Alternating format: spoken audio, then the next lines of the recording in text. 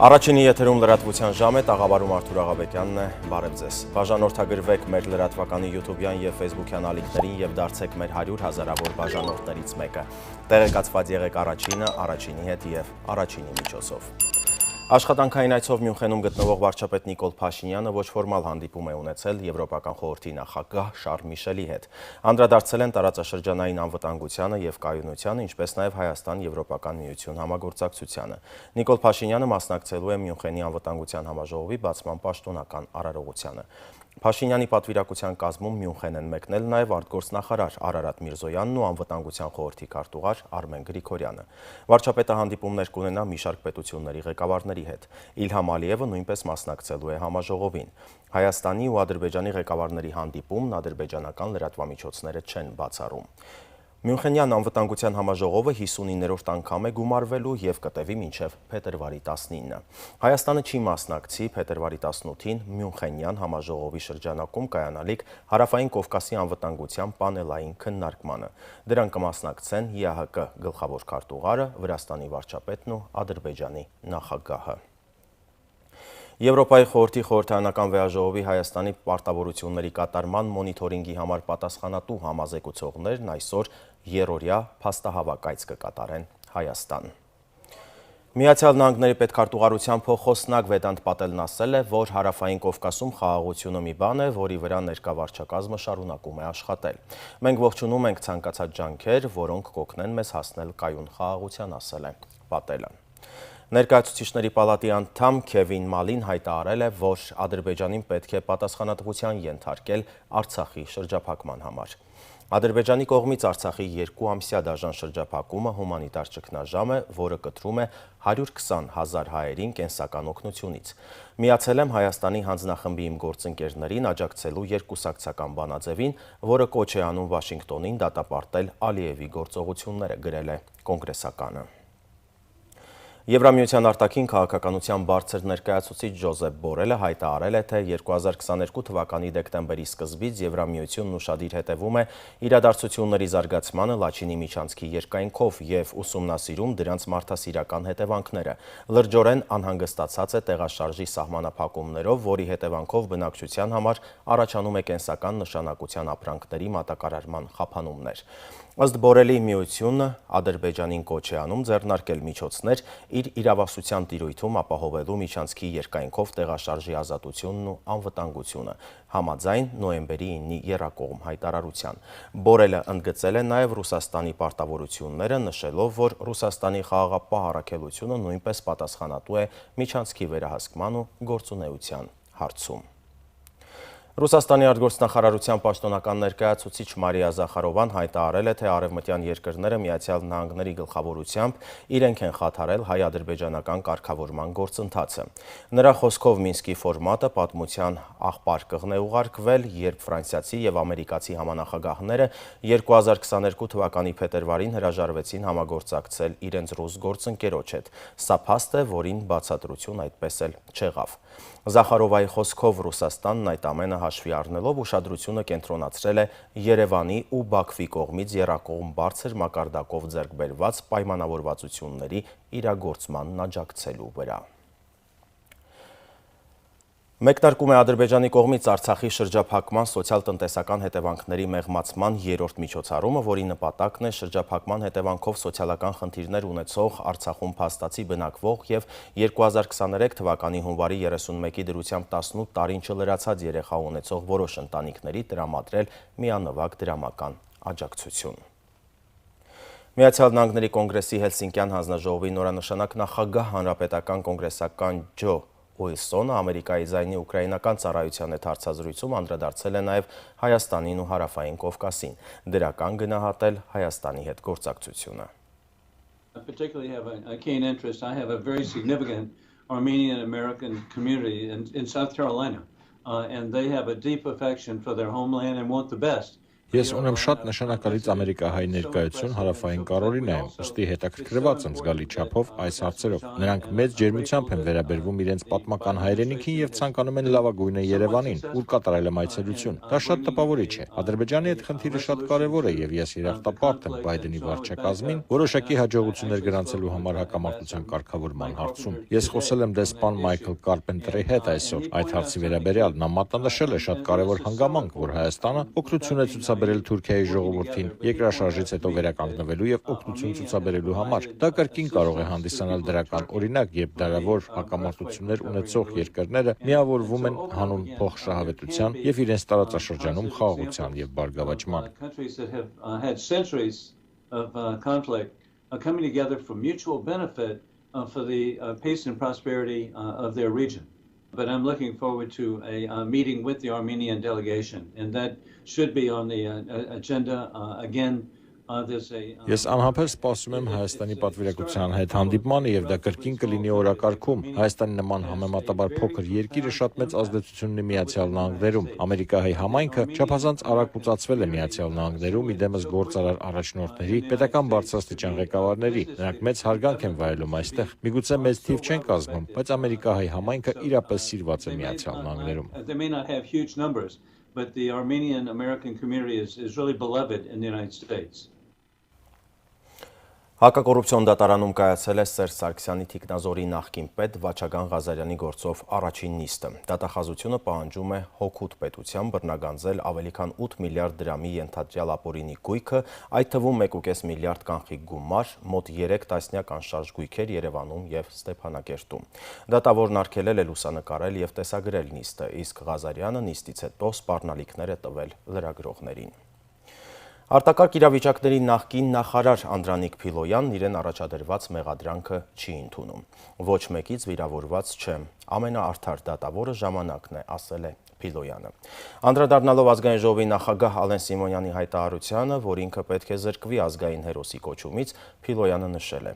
Իհարկե, համաձայն չեմ, ցավալի է, բայց մենք ապրում ենք ժողովրդավարական երկրում եւ ամեն մարդ իրավունք ունի կարծիք հայտնելու։ Հիշեցնենք, նախկին նախարարը մի քանի դրվագով մեղադրվում է կաշառակերության մեջ։ Քննչական կոմիտեն հայտարարություն է տարածել Ազատ գյուղում ողբերգական հրդեհի գործով, նշել, թե ձեռք բերված փաստական տվյալներն ամրապնդում են վարույթն իրականացնող մարմնի կողմից ներկայացված դեպքի հանգամանքներն ու վարկածը։ Այդ թվում, ըստ նախնական տվյալների, հերքելով հրդեհից հետո մահացած զինծառայողների մարմինները մահճակալներին հայտնաբերված լինելու հանգամանքը։ Քննչական կոմիտեն նաև նշել է, թե կապիտան Եղիշե Հակոբյանի ցուցմունքով հաստատվում է պաշտոնական վարկածը։ Ընթանում է մահացած զինծառայողների ծնողներին, հարազատներին որպես տուժող ճանաչելու եւ նրանց հետ համապատասխան քննչական գործողություններ կատարելու գործընթացը։ Դատախազությունն էլ հանրային քրեական հետապնդում է հարուցել Զորամասի ինժեներական ծառայության պետի նկատմամբ զինվորական պաշտոնեական անփութության հոդվածով։ Ազատ գյուղում ողբերգական հրդեհի գործով մեղադրանք է առաջադրվում արդեն 5-րդ զինվորականին։ Եվ մի մոռացեք բաժանորդագրվել առաջին լրատվականի YouTube-յան եւ Facebook-յան ալիքներին եւ դարձեք մեր 100 հազարավոր բաժանորդներից մեկը։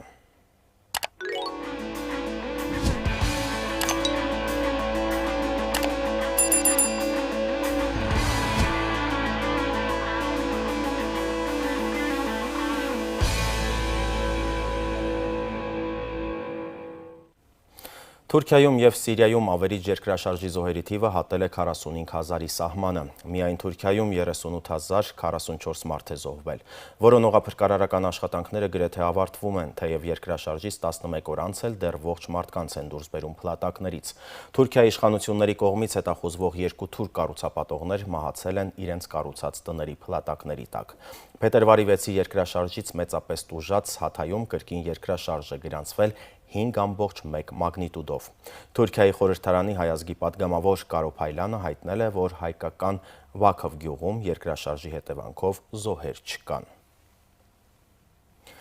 Հայկական փրկարարական խումբը 3 վերադարձել է Թուրքիայից, որտեղ մասնակցում էր որոնողափրկարարական աշխատանքներին։ Հայ փրկարարները սահմանը հատել են ցամաքային ճանապարհով Մարգարայի կամրջով։ Հյուրիեթի տեղեկություններով Թուրքիայի իշխող կուսակցությունը համապետական ընտրությունների համար զանազան տարբերակներ է դիտարկում, սակայն դրանք տեղափոխելու մտադրություն եւ որոշում չկա։ Հիշեցնեմ, Թուրքիայում ընտրությունները նախատեսված են մայիսի 14-ին։ Եվրոպայից հայ-ադրբեջանական սահման դիտորդական առաքելություն ուղարկելը կարող է խոչընդոտել կարգավորման գործընթացին։ Այսօր Ադրբեջանի Միլի մեջլիսի նիստում հայտարարել է խորհրդարանի խոսնակ Սահիբա Գաֆարովան։ Նա նշել է, որ Ադրբեջանի հետ սահմանին Հայաստանում Եվրամիության դիտորդական առաքելության տեղակայման վերաբերյալ իր դիրքորոշումը հնչեցրել է նաև Ռուսաստանում կայացած հանդիպումներում։ Ադրբեջանի քաղաքաշինության պետական կոմիտեից հայտնել են, թե առաջին բնակիչները Աղդամ կվերադառնան 2025 թվականին։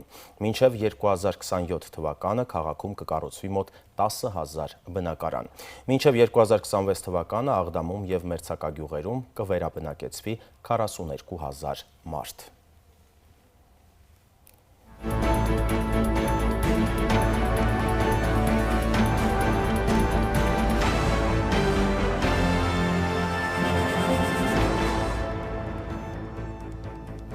ՆԱՏՕ-ի գլխավոր քարտուղար Յենս Ստոլտենբերգը Թուրքիայի արտգործնախարար Մեվլութ Չավուշօղլուի հետ հանդիպմանը Անկարային կոչ է արել վավերացնել Հյուսիսատլանտյան դաշինքին միանալու Ստոկհոլմի և Հելսինկիի հայտերը։ Թուրքիայի արտգործնախարարն ի պատասխան պնդել է, Շվեդիան պատրաստ չէ ՆԱՏՕ-ին անդամակցությանը։ Շվեդիայից հստակ քայլեր չենք տեսել, օրենքներում փոփոխություններ կատարել են, բայց Քուրդիստանի աշխատավորական կուսակցության ահաբեկիչների գործունեությունը դեռ շարունակվում է, հայտարարել է Չավուշօղլուն, հավելել, Անկարան կարող է Ֆինլանդիայի անդամակցության գործընթացն առանձին դիտարկել։ Դիվանագետը նաև շեշտել է, որ Շվեդիայում և եվրոպական այլ երկրներում Ղուրանի այրման դեպքերը վկայում են հակաիսլամական տրամադրությունների մասին։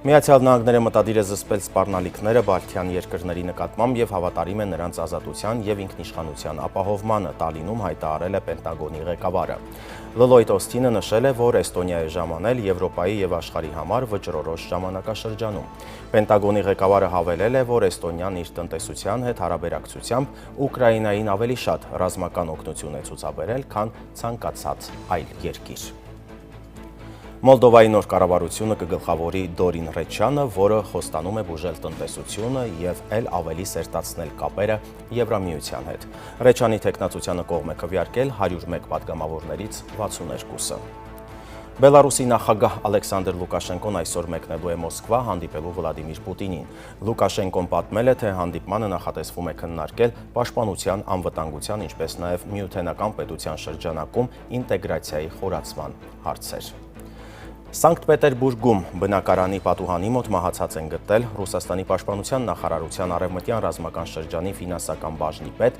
Մարինա Յանկինային։ Քննիչները որպես հիմնական վարկած են դիտարկում ինքնասպանությունը։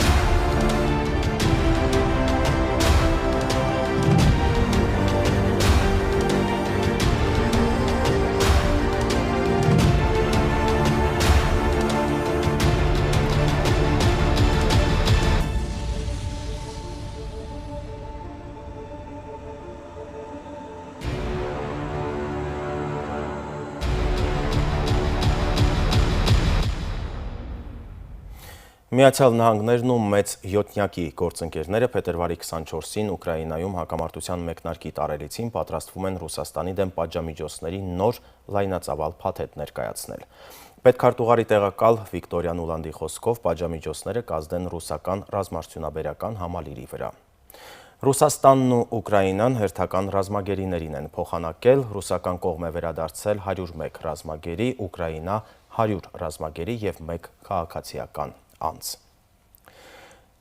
Կիև այցելած Իսրայելի արտգործնախարար Էլի Քոհենը հանդիպել է Ուկրաինայի նախագահ Վլադիմիր Զելենսկուի հետ եւ համերաշխություն հայտնել ուկրաինացի ժողովրդին։ Զելենսկին ասել է, որ Իրանն Ուկրաինայի եւ Իսրայելի ընդհանուր թշնամին է։ Ռուսաստանը իրանական զենքը օգտագործում է ուկրաինացի ժողովրդի դեմ։ Քոհենն ու Զելենսկին պայմանավորվել են միջազգային ասպարեզում շարունակել գործակցությունն Իրանի դեմ պայքարում։ Ուկրաինայի նախագահ Վլադիմիր Զելենսկին BBC-ին տված հարցազրույցում հայտարարել է, որ Պուտինի հետ փոխզիջումներն անհնար են։ Ի պատասխան ռուսական բանակի ենթադրյալ լայնածավալ գարնանային հարձակման մասին հարցին Զելենսկին ասել է, որ Ռուսաստանն արդեն սկսել է հարձակումը։ Նա հավելել է, որ Ուկրաինայի զինված ուժերն ի վիճակի են զսպել ռուսական հարձակողական գործողությունները, քանի դեռ չեն կարող սկսել սեփական հակահարձակումը։ Միաժամանակ Ուկրաինայի նախագահը կոչ է արել ավելացնել արևմտյան օգնությունը։ Ուկրաինայի զինված ուժերի գլխավոր շտաբի տվյալներով պատերազմի սկզբից ուկրաինացիներին հաջողվել է վնասազերծել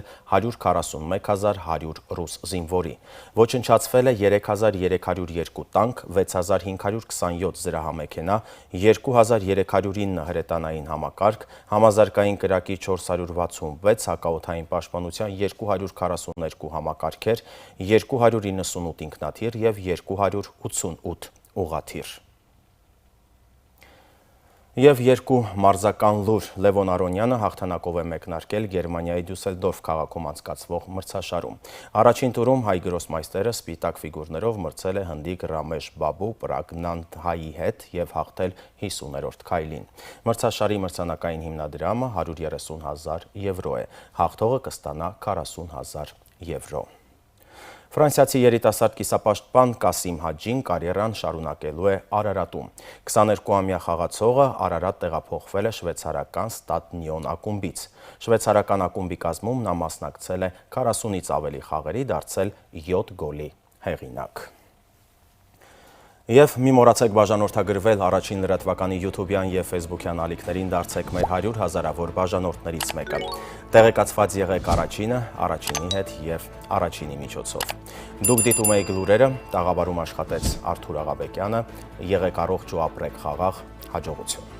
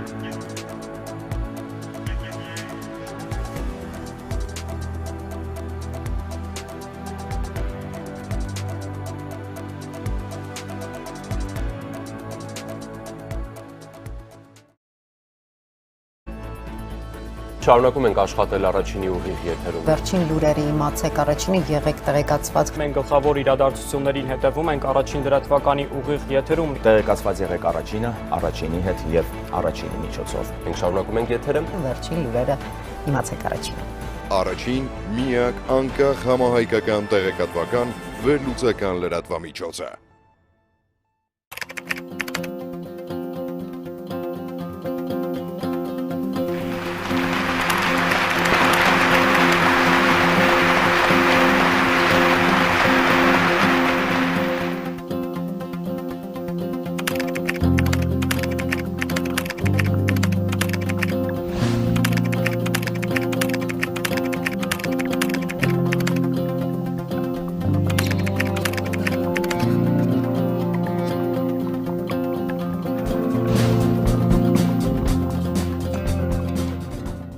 Ամենախոշոր անտիկ քաղաքն է եղել, որովհետև եթե մենք համեմատենք տարածքի առումով, այնպիսի հայտնի քաղաքներ, ինչպիսին Աթենքն է, կամ Միլետն է, կամ Եփեսոսը եւ այլն, որոնք հսկայական համբավ են ունեցել անտիկ աշխարհի ողջ շրջանակներում, ապա նրանց գրաված տարածքները շատ համեստ են Արտաշատի հետ համեմատած, տասնյակ անգամներ։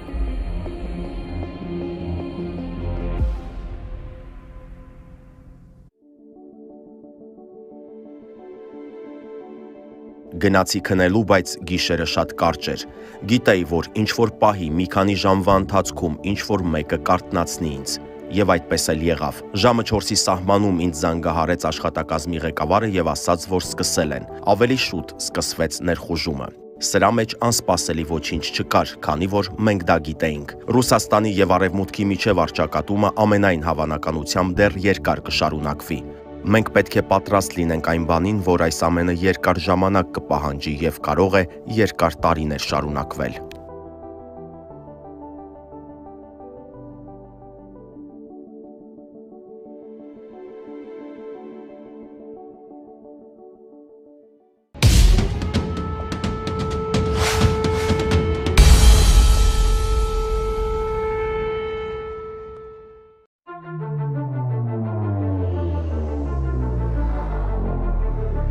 Առաջին լրատվականի նկարահանող խումբը գտնվում է Ուկրաինայի մայրաքաղաք Կիևում։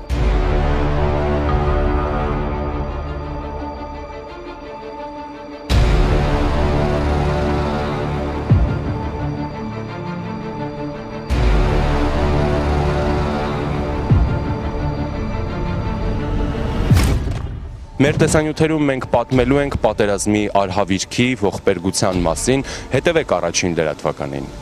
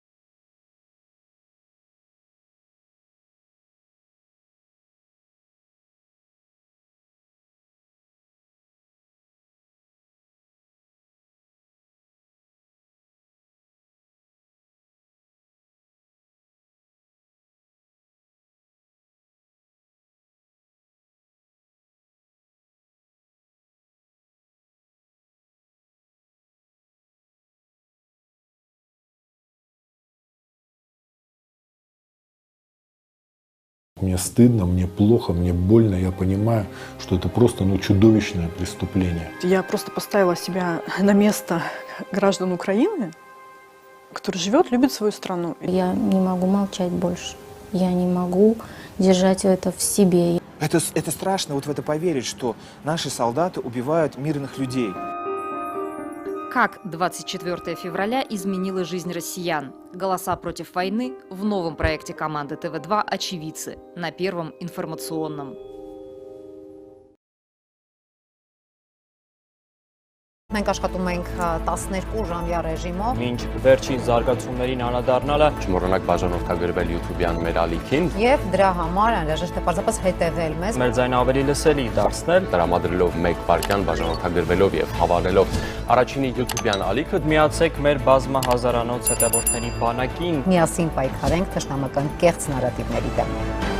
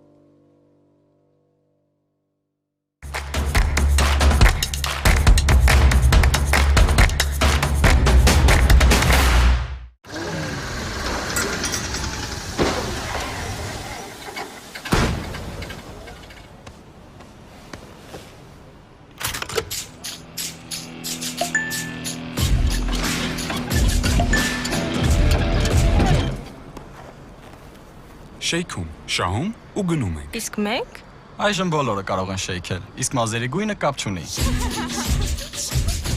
Ներվերնիր My Team հավելվածը շեյքիր ամեն օր եւ ստացիր հնարավորություն շահելու Volkswagen ID4, ինչպես նաեւ բազմաթիվ այլ նվերներ։ Այս անգամ կարող են շեյքել բոլորը, անկախ իրենց կապի օպերատորից։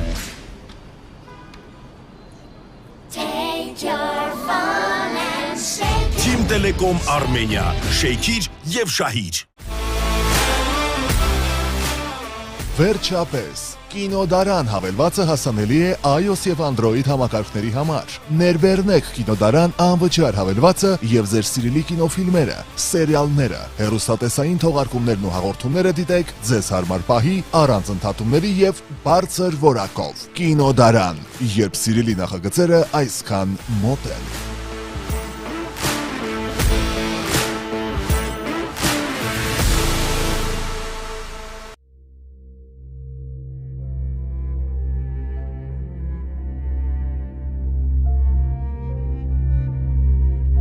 Համար հայրենիքը ամենամեծ ունեցվածքն է։ Այդ իմ ամենամեծ սեփականության զգացողությունն է, որտեղ ես ամուր եմ կանգնում այդ հողի վրա։ Հայրենիքը այդ իմ ընկերներն են, այդ իմ շրջապատն է, այդ մեզ շրջապատող մարդիկ են, ովքեր որ այն սիրուն ավանդույթներով են ապրում, առանց այդ ավանդույթների, որ կյանքը շատ անհետաքրքիր կլիներ։ Հայրենիքը իմ համար օդ է, ջուր է, առանց որի հնարավոր չի ապրել։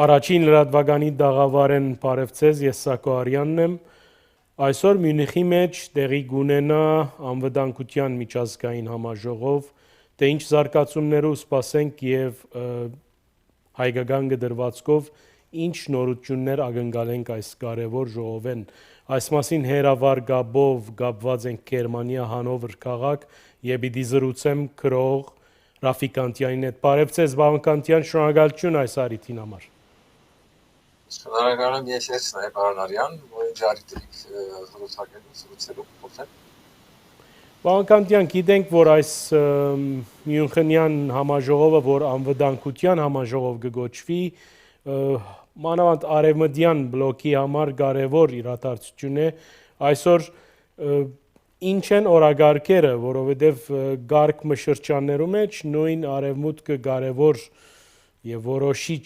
ներկայություն ունի եւ կան պատերազմներ, տագնապներ եւ անվտանգության խնդիրը կմնա քերակա խնդիր։ Խնդրեմ։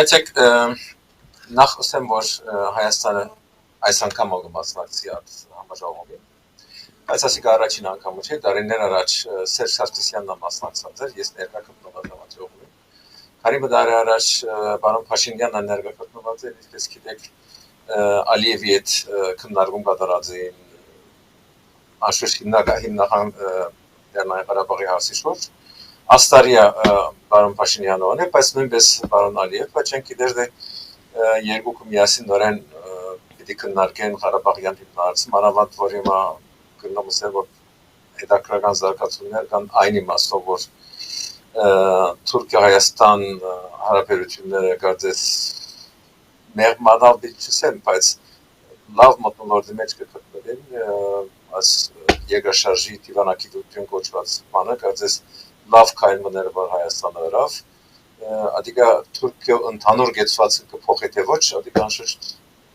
հետաքրքրական հարցումներ է, բայց չեմ կարծեր, որ իր սկսունքները մեկ դիտել են Թուրքիան, բայց եւ այնպես Հայաստանի ցուցաբերած օգնությունը, օժանդակությունը, պատմական, օգնությունական դրողություն գնահատողներ փոփոխություն չկատարելով հավանաբար Թուրքիո պահանջքներեն հիմնական քիծերով արդիգա։ Հիմա պարոն Փաշինյանը արդեն առաջին հանդիպումը ունեցած է Շարլ Միշելի հետ այսօր, ինչպես պարոն Փաշինյանի կայքեչել դեղեկացանք, ուրիշ հանդիպումներ ավստահ պիտի կատարվին, դեռևս Ամերիկայի ներկայացուցիչ Կամալա Հարիսին հետ հանդիպում կկայանա, Եվրոպայի կարևոր քաղաքական կոալիցիաների հետ հանդիպումներ կկայանա, բայց ավելցնեմ, որ Հայաստանի արտաքին քաղաքականությունը միայն եւ միայն կապված չէ Ադմինիստրացիայի համաժողովի հետ, ինչպես բոլորս գիտենք, կամ ականատես կլանք, որ Հայաստանը վերջին շրջանում անվանդ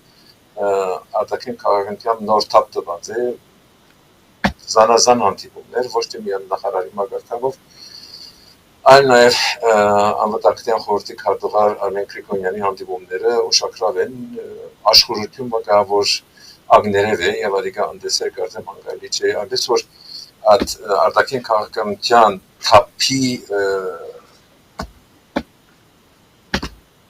ինչպես ասեմ, քայլերն մեկն է Մյունխի համաժողովի մասնակցել, դեռ մասնակցել անշուշտ հատուկ նշանակություն ունի, որտեղ աշխարհի կարևոր կարևորագույն քաղաքական կոալիցիաները Միլան, բացառությամբ անշուշտ Վլադիմիր Պուտինն ինքը հրավիրված չէ, ինչպես Իրանը նույնպես հրավիրված չէ, բայց արևմտյան երկրի ակներև քաղաքական կոալիցիաները դերակատարները հոմիտ են։ Այն իմաստով կարծեմ բազմաթիվ հանդիպումները, որ պարոն Փաշինյանը դիտել է, տեսակետից Հայաստանի արտաքին քաղաքականության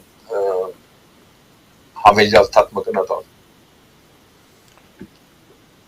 Գիտենք պարոն Կանտյան նաև, որ ըստ մամլոք դարբեր վարգածային լրահոսին, որ նախադեսված է Փաշինյան-Ալիև հանդիպում, եւ գուցե այսօր զուգահեռ նաև ադրբեջանյան մի քանի աղբյուրներ գրակ կպանան ասելով, որ եվրոպական ցանկացած նախաձեռնություն, անոնք նկատի ունին դիտորդներու հարցը, որոնց նաև գիտենք, որ Գերմանիա պիտի մասնակցի ոստիկաններով, գխանկարե խաղաղության գործընթացը Ադրբեջանի եւ Հայաստանի միջև։ Սա աստ դիտանգյունեն դիտված ընտրիկ մգագարձեք, դուք ինչպես կդիտարկեք։ Արդյոք պիտի լավ, պիտի գայանա Փաշինյան-Ալիև հանդիպումը որևէ դվյալ ունիք, որևէ մամուլի հրաբարակում նկատած եք, ինչ կրնակ պատմել մեզի։ Իմանայեցեք, այն աղբյուրները, որ ես դրամատուրգիանից տակ ունիմ, նման հանդիպում չեն նախատեսում, բացատրικά չեն նշանակել, որ պիտի չկայանա նման, հավանաբար կկատարվի հանդիպում, բայց եւ նույնիսկ երկխոսություն բոլորի ներկայությամբ աշխուժ անոնք որոնք ունեն, բայց ադիկա կարծեմ հիմնական խնդիրը չէ, Ադրբեջանը շատ անարգիստ է այդ Եվրամիության դիտորդներ են, գիտենք որ բազմաթիվ ծավալ արտահայտած են այդ միտքը, ես կողջունեմ ադիկա, որովհետև ինչպես գիտենք ասկի առաջ 2 ամիսով դիտորդներու խումբ եկած էր, թիվով ավելի փոքր, բայց այդ դիտորդներու խումբին առավելությունը այն եղած է, որ իրենց գեցության շրջանին գրագոստեր եւ այն չեն եղած այդ շրջանի, որտեղ գայլած էին դիտորդները։ Հիմա որ շատ ավելի մեծ թիվով դիտորդներու խումբ պիտի ներկայացնեն, ոչ թե միայն 2 ամիսով, այլ 2 տարիով, ադիկա երաշխիք մնե դեղ խաղաղության, ռացիոկատարեցման կամ էզեցման։ Ադրբեջանը անանքից թե մանավանդ անորոշ որ հիմա գիտե որ եթե որևէ ոտնձգություն ունի Ադրբեջանը դիտորդները ադիկան նկատի պիտի առնեն, անշուշտ դիտորդները անձեն մարդիկ են, ադիկա բարձ է, թե ոստիկաններ են, կան նաև ոչ միայն գերմանացիներ, այլ նաև ֆրանսիացիներ, կարևոր ոստեղը նշել, որ այդ խումբին ղեկավարը պիտի լա գերմանացիմը, անոնք Ճշգրիտ ցավով պիտի արձանագրի, թե եթե որևէ ոտնձգություն լա գրագոց եւ այն լա Ադրբեջանի կողմը, ադիկա կանոնավոր եւ ճշգրիտ կերպով պիտի փոխանցվի հանրության։ Ադիկա անշուշտ Ադրբեջանը անկից կնե, որովհետեւ ինքը կուզե իր ուզածին պես վարվի եւ այնպես նել, որ հետակայինս է, որ մենք գրագոց եւ այն չենք բացած, հայկական կողմի բնություններն են ասում եւ այն եւ այլն, դա բազմիցս տեսանք, բայց կարծեմ ասիկա այսուհետև կարելի պիտի չլանել, ինչպես վերջին 2 ամիսների ընթացքում կարելի չէ եղածնել, որովհետեւ եվրոպական դիտորդները հոնին եւ ճշգրիտ արձանագրություններ դեպի եւ ասին, որ այսինչ օրը, այսինչ բան պատահեցավ։ Հիմա նույնը պիտի լինեն 2 տարի շարունակ, թիվով շատ ավելի մեծ դիտորդներ։ Այդ տեսակետից անհանգիստ է։ Ինչ կվերապերի խաղաղության այդ պայմանագրին երկու երկրների միջև, այսինքն Ադրբեջան Հայաստան, այդ ընթացքը արդեն կշարունակվի գործ։ Նույնիսկ գիտենք, որ վերջերս հայկական բամոն լայնորեն անդրադարձավ, որ արտգործնախարար Միրզոյանը Բերլին էր, եւ իր գեցության շրջանին հանդիպումներ ունեցավ նաեւ եվրոպական բունդեսթագի, այսինքն խորհրդարանի բավական մեծ թիվով պատգամավորներու հետ, 20-ն ավելի, հետաքրքրությունը բավական մեծ էր, եւ ինքը ընդհանրացավ, որ այո, սավ մենք ունենք զորակ Ադրբեջանի հետ, այդ Լաչինի Չանցիկի խնդիրը, բայց այսուհանդերձ մենք շարունակենք մեր բանակցությունները, որ ինչպես գիտենք օրերս Հայաստանը անգամ եւս իր առաջարկները ներկայացուց, հիմա պետք է տեսնենք, թե այդ առաջարկները, ասենք Հայաստանի առաջարկները եւ Ադրբեջանի առաջարկները որքան երկու կողմեր դիմացի կողմեր ոչ իրատիկը բովանդակության մասին անշուշտ եւ ադիկա զարմանալի չէ իրականության մեջ, որովհետեւ վերջը բանակցությունը եթե նորմը յադին հասնեն եւ մենք վերջնական տեքստ ունենանք, այնադերը թերևս ադիկա հրաբրապիկ բայց ներկայիս բանակցությունների ընթացքի մեջ են թե Ադրբեջանը թե Հայաստանը եւ չեմ կարծել որ որքանադեմ որ բանակցությունները կշարունակվեն որևէ կերպ բովանդակության մասին կողմերը որոշ ցուցմունքներ ունեն կամ ասեմ որ ասկատերը կա գիտենք Արմեն Գրիգորյանն ասաց որ ակնարկներն ազավրի շնորհիվ ասաց որ այո հոնդերը կա նաև Լեռնային Ղարաբաղի խոսքը այո ճիշտ է բայց դա այդքան ոչ ավելի մնացյալը անշուշտ որքան այդ բանակցությունը կդնեն քիչ առաջ արտենսի մեզ համար այսինքն հարության համար մոտ պիտի լա վերջը եթե հրավառակվի եթե այնադեր պիտի եղեք լա թե ինչ չէ համացանության բովանդակություն բայց հիմա չենք գնում որևէ բան Գիտեք, ուզենք կամ ոչ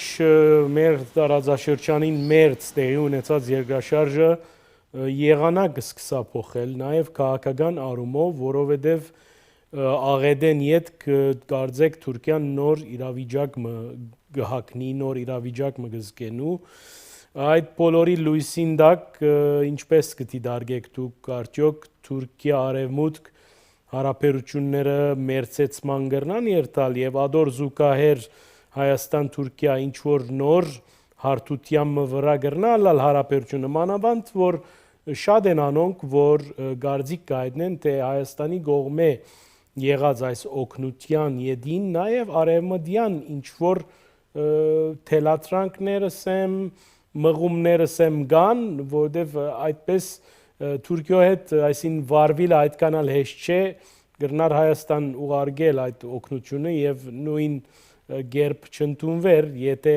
վստահ չլար այդ բոլորեն Հայաստան վստահ եմ չէր թիմեր այդ քայլին Հայաստանի իշխանությունները այդքանը գիտեն վստահ եմ ինչ կգարձեք դուք այս բոլորի լույսին ներքո դրական հույսը կտեսնեք Թուրքիո քաղաքականության վերափոխման առընթեր Նախ ասեմ, որ այս երկրաշարժը նախ եւ առաջ Թուրքիա ներքին քաղաքականության մեջ շատ մեծ հարցն է։ Հիմա արտաքին քաղաքականությունը մի րոպե մեկտիցենք, որովհետեւ ինչպես գիտեք, Թուրքիան նպատակ ուներ մայիս 15-ին ընդհանուր ընդդիմություններ կատարել, ոչ թե միայն խորհրդարանի ընդդիմություններ, այլև նախագահական ընդդիմություններ։ Ադիկա այդ բոլոր ծրագիրները տակնովրա եղած են ցավահուս եւ այդպես կծվի վերջնական որոշումը չկա, բայց ադիկա հետացկվի 1 տարիով։ Այսին կարևորակում նացին ներքին քաղաքականությունն է։ Էրդողանին վարգը արդեն բավական նվազած էր վերջին շրջանին, աս երկրաշարժին հետևանքները եւ անոր իր հետ բերած ցավերը, ոչ թե միայն դնեսական, խորապես մարդկային ցավերը, անշուշտ իր այդ վարգը ալավելի իջեցուցին, ինչպես գիտեք, որոշ մարդիկ արտահայտվեցան հետևյալ կերպ, պարոն Էրդողանին թող կսեք, որ մեկ օրեն մի քանի ժամ կրնակերտալ, այսինքն Դամասկոս կրնակերտալ, մեկ օրեն կրնակ Աթեն կերտալ, բայց 3 օր անցավ, դեռ աղետի կոդին չեք եկած, այսինքն անշուշտ շատ հատուկ մեկ արտահայտություն մնե եւ ցույց կտա, որ ներքին լարվածությունը, թուրքը ներքին լարվածությունը արդեն բավական մեծ է, նույնիսկ շատ մեծ է, հենց եթե ավելի կմեծնա։ Ասում եք, այսինքն ներքին քաղաքական։ Արտաքին քաղաքականության առումով իմ արտոկսի որտերևս արևմտյան պետություններու թերատրանքով Հայաստանը ատքայլի դիմաց է, նախ ասեմ, որ Հայաստանը նման փորձած է 1999-ի երկրաշարժի ադեմ, թեև անիկը այդքան աղետալի չէ եղած ինչպես ասներ կան, բայց այնադեն նա Հայաստան իր պատասխանատվությունը արտահայտեց, չեմ գիտեր, որ այնադեն Փաշինյան եւ այն չկային, բայց այնադենման կառավարությունն իր օգնության ցերկը երգանել ուզած է, որքան որ գիշեմ սաբահոս թուրքական կողմը, որ ներկայացուցիչը չէր անշուշտ այնադենեսա ոչ մեկ պետ չունիկ եւ այն եւ այլն։ Հիմա արևմտյան թելատրանքը կա աս բոլորի մեջ, աս ներկա զարգացումների մեջ, այդ ասել քիչ դժվար է, գիտեք Հայաստանի մեջ շատ մարդիկ տարբեր կարծիքներ կհայտնեն, ներևս նույն մարդը 3 տարբեր կարծիք արտահայտել, ես ատո շատ կարևորություն չեմ դեր իրականության մեջ, խնդիրը կա է, որ փաստ մը կա, փաստը ան է, որ հայկական կողմը օգնության ցերկը երկարած է, անշուշտ ադիկա երկարած է թուրքական կողմեն թրական պատասխանը ստանալ է հետո, որը չեք կրնար բեռնատարներ խրկել սահման, եւ թուրքական կողմը որ մեկ ցերոկտության մեջ, բայց այդպես չի եղած ընդհանրապես, քոնի երկու կողմերը իրար հետ երկխոսությամբ դրած են եւ այդ երկխոսությունը կարծես թրական արդյունք տված է եւ այն հայկական բեռնատարները ոչ թե միայն մեկ անգամ, երկու անգամ կացած են Ադիամանի շրջանը եւ որտեղ իրենց հետ դարած են օգնություններ, ընդամենը կարծեմ 10 բեռնատարներ, մեկ անգամ, 5 երկրորդ անգամ։ Ադիգա թրական կայմն, հիմա որքանով գաստը հայ-թուրքական հարաբերություններում եթե արտահայտություններուն նայենք, զորնակ պարոն Միրզոյանի ունեցած մամուլի հանդիպումը պարոն Չավուշօղլուի հետ, այսինքն արտգործնախարարի հետ Թուրքիայում, թրական են արտահայտություններ, պարոն Չավուշօղլուն 2-3 անգամ ելույթի մեջ շնորհակալություն հայտնեց Թուրքիայում, նույնպես պարոն Քլոչը, որ ինչպես գիտենք, հայ-թուրքական մոդեցման շփումներու թուրքական կողմի ներկայացուցիչն անականի անգամներ Twitter-ով շնորհակալություն հայտնեց, այս բոլորը ազնիվ քայլեր են անշուշտ, եւ մտնոլորտ դիսեմ ես կգաղողցնեմ մի քիչ, ավելի դրական կացնեմ։ Ադոր հետևանքները ինչ կլան, ադոր մասին անշուշտ շատ նկարծիքներ կան, ոստեղ ինձ համար կարևոր է տեսնել, թե Թուրքիան որևէ զիջում է պիտի երթա իր պահանջներում մեջ, որտեղ ոստեղ քաղաքական շահեր կան, վերջում, եղած Հայաստանի ցուցաբերած մարդասիրական օգնություններ, ադիկա թրական տպավորություն ցկեց, ադիկա շատ բարձ է, նույնիսկ ոստեղ կա Deutsche Welle, ասենք գերմանական ալիք կոչված մեկ կայանը, որ պետական կայան է,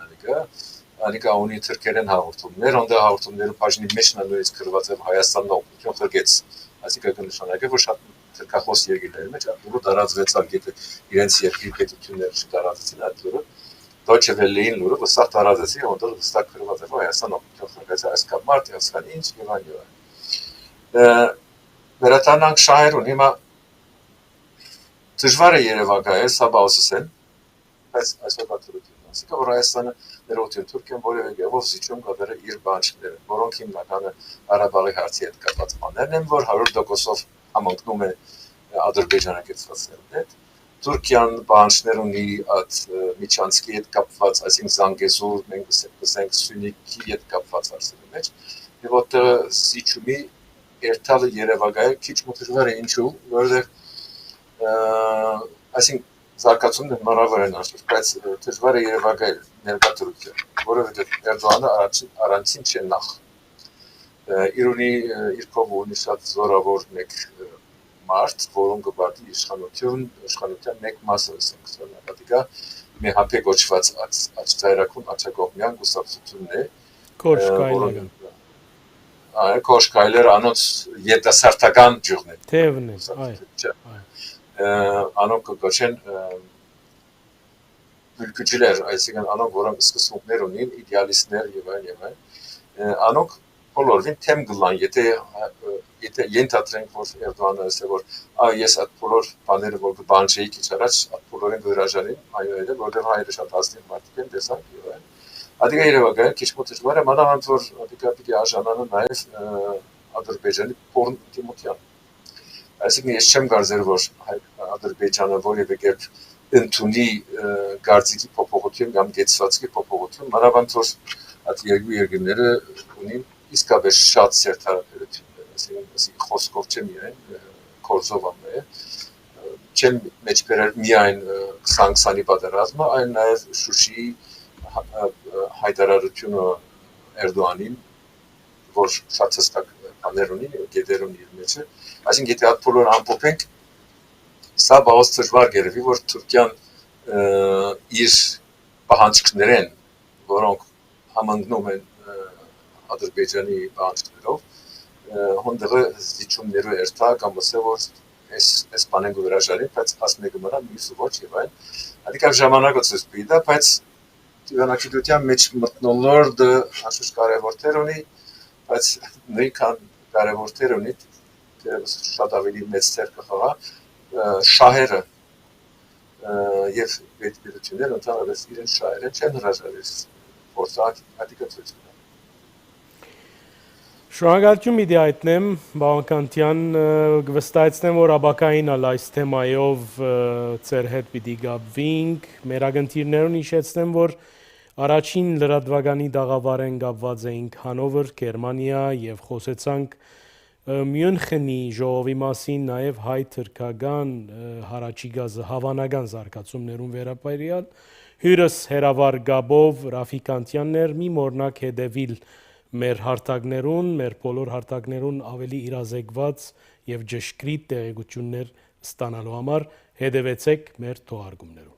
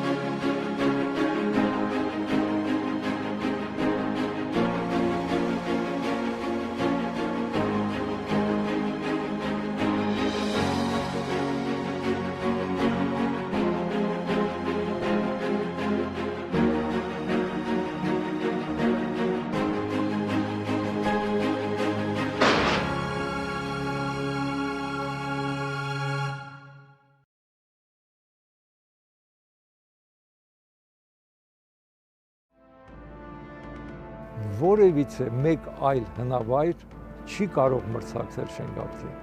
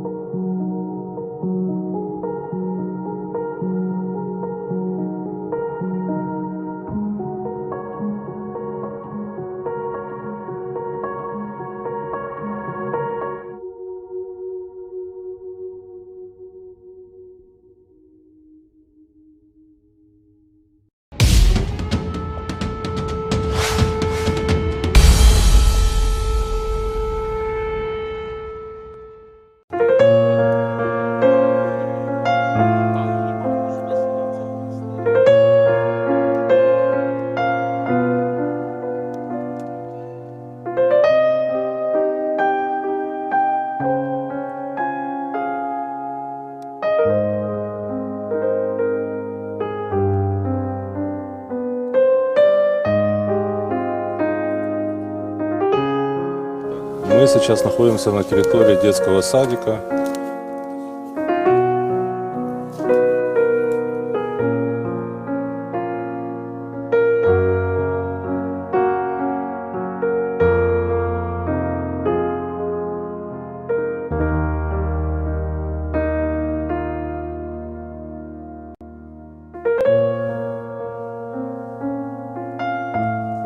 Злость перед уходом, что они уже понимали, что они сдают позиции, уходят и сделали это специально, чтобы навредить.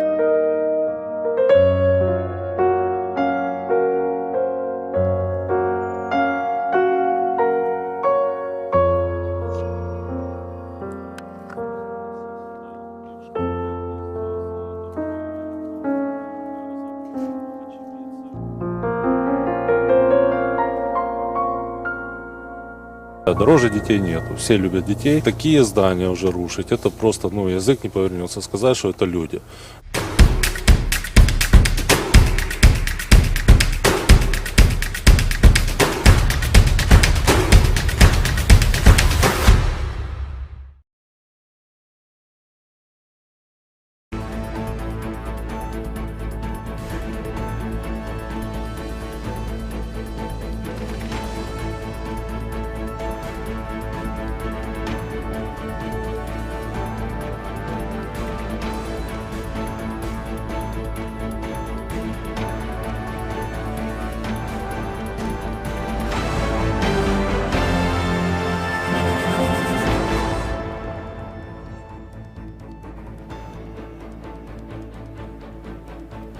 Դուք դիտում եք առաջին լրատվականը, վերջին զարգացումներն ամփոփում է Վալոդիա Մուշաղյանը բարի օր, մինչ այդ չենք մոռանում բաժանորդագրվել սոցցանցային մեր էջերին YouTube-յան մեր ալիքին, վերջին լուրերն իմանալ առաջինը եւ իհարկե օգնել մեր ձայնն ավելի լսելի դարձնել։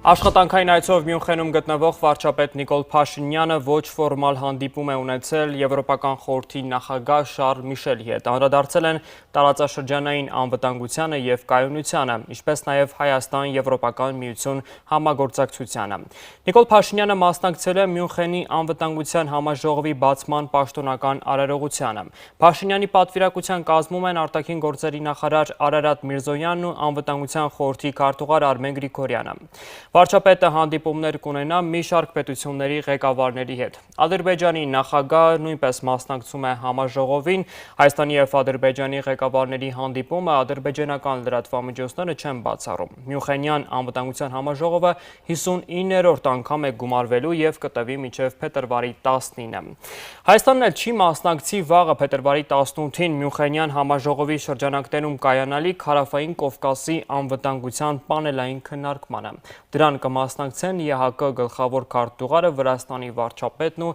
Ադրբեջանի նախագահը։ Հանուն Հանրապետության կուսակցության նախագահ Արման Բաբաջանյանը Մյունխենի համաժողովի շրջանակներում զրուցել է Եվրոպական խորհրդի նախագահ Շարլ Միշելի հետ, խոսել Հայաստան-Եվրամիություն համագործակցության, տնտեսական եւ անվտանգության հարցերում Եվրամիության որպես անփոխարինելի գործընկերության մասին։ Շարլ Միշելի հավաստմամբ Եվրամիությունը պինդ կանգնած է Հայաստանի ժողովրդավարական ձգտումների կողքին, հայտնում է Արման Բաբաջանյանը։ Ազգային ժողովի նախագահ Ալեն Սիմոնյանն ընդունել է Եվրոպայի խորհրդի խորհրդարանական վեհաժողովի մոնիտորինգի հանձնաժողովի Հայաստանի հարցերով համազեկուցողներ Կիմո Կիլյունենին եւ Բորյաննա Աբերգին։ Սիմոնյանը կարևորել է նրանց այցը, որի նպատակն է Լաչինի Միջանցքի ապօրինի արգելափակման հետևանքով ստեղծված իրավիճակին ծանոթանալը։ Նա ընդգծել է համազեկուցողների կողմից նախատեսվող սահմանամերձ մարզեր այցելության եւ Հայաստանում հանգրվանած արցախցիների հետ հանդիպման անհրաժեշտությունը։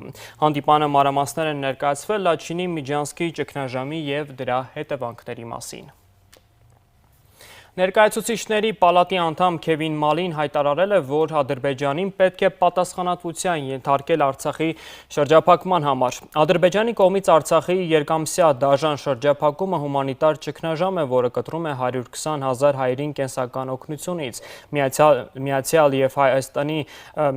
եմ ներողություն Հայաստանի հանձնախմբի իմ գործընկերներին աջակցելու երկուսակցական բանաձևին, որը կոչի անում Վաշինգտոնին դատապարտել Ալիևի գործողությունները, գրել է կոնգրես Եվրամիության արտաքին քաղաքականության բարձր ներկայացուցիչ Ժոզեփ Բորելը հայտարարել է, թե 2022 թվականի դեկտեմբերի սկզբից Եվրամիությունն ուշադիր հետևում է իրադարձությունների զարգացմանը Լաչինի Միջանցքի երկայնքով եւ ուսումնասիրում դրանց մարդասիրական հետևանքները, լրջորեն անհանգստացած է տեղաշարժի սահմանափակումներով։ Ըստ Բորելի միությունն Ադրբեջանին կոչի անում ձեռնարկել միջոցներ ապահովելու Միջանցքի երկայնքով տեղաշարժի ազատությունն ու անվտանգությունը համաձայն նոյեմբերի 9-ի եռակողմ հայտարարության։ Բորելը ընդգծել է նաև Ռուսաստանի պարտավորությունները, նշելով, որ Ռուսաստանի խաղաղապահ առաքելությունը նույնպես պատասխանատու է Միջանցքի վերահսկման եւ գործունեության հարցում։ Ռուսաստանի արտգործնախարարության պաշտոնական ներկայացուցիչ Մարիա Զախարովան հայտարարել է, թե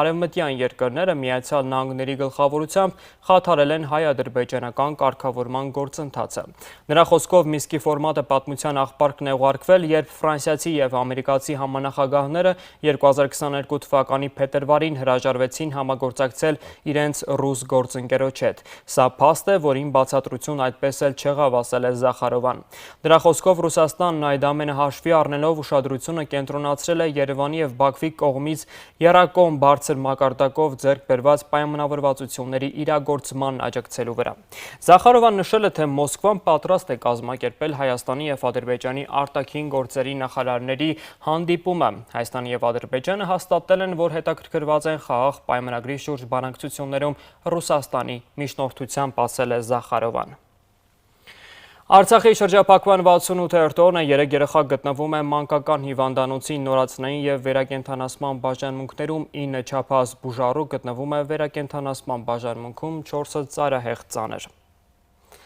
Մեկնարկում է Ադրբեջանի կողմից Արցախի շրջափակման սոցիալ-տնտեսական հետևանքների մեղմացման երրորդ միջոցառումը, որի նպատակն է շրջափակման հետևանքով սոցիալական խնդիրներ ունեցող Արցախում փաստացի բնակվող և 2023 թվականի հունվարի 31-ի դրությամբ 18 տարին չլրացած երեխա ունեցող որոշ ընտանիքներին տրամադրել միանվագ դրամական աջակցություն։ Հակակոռուպցիոն դատարանում կայացել է Սերժ Սարգսյանի թիկնազորի նախկին պետ Վաչագան Ղազարյանի գործով առաջին նիստը, դատախազությունը պահանջում է հօգուտ պետության բռնագանձել ավելի քան 8 միլիարդ դրամի ենթադրյալ ապօրինի գույք, այդ թվում 1.5 միլիարդ կանխիկ գումար, մոտ 3 տասնյակ անշարժ գույքեր Երևանում, Ստեփանակերտում։ Դատավորն արգելել է լուսանկարել և տեսագրել նիստը, իսկ Ղազարյանը նիստից հետո սպառնալիքները տվել լրագրողներին։ Արտակարգ իրավիճակների նախկին նախարար Անդրանիկ Փիլոյանն իրեն առաջադրված մեղադրանքը չի ընդունում։ Ոչ մեկից վիրավորված չեմ, ամենաարդար դատավորը ժամանակն է, այսպես է մեկնաբանել Փիլոյանը։ Անդրադառնալով ազգային ժողովի խոսնակ Ալեն Սիմոնյանի հայտարարությանը, որ Փիլոյանը պետք է զրկվի ազգային հերոսի կոչումից, վերջինս նշել է.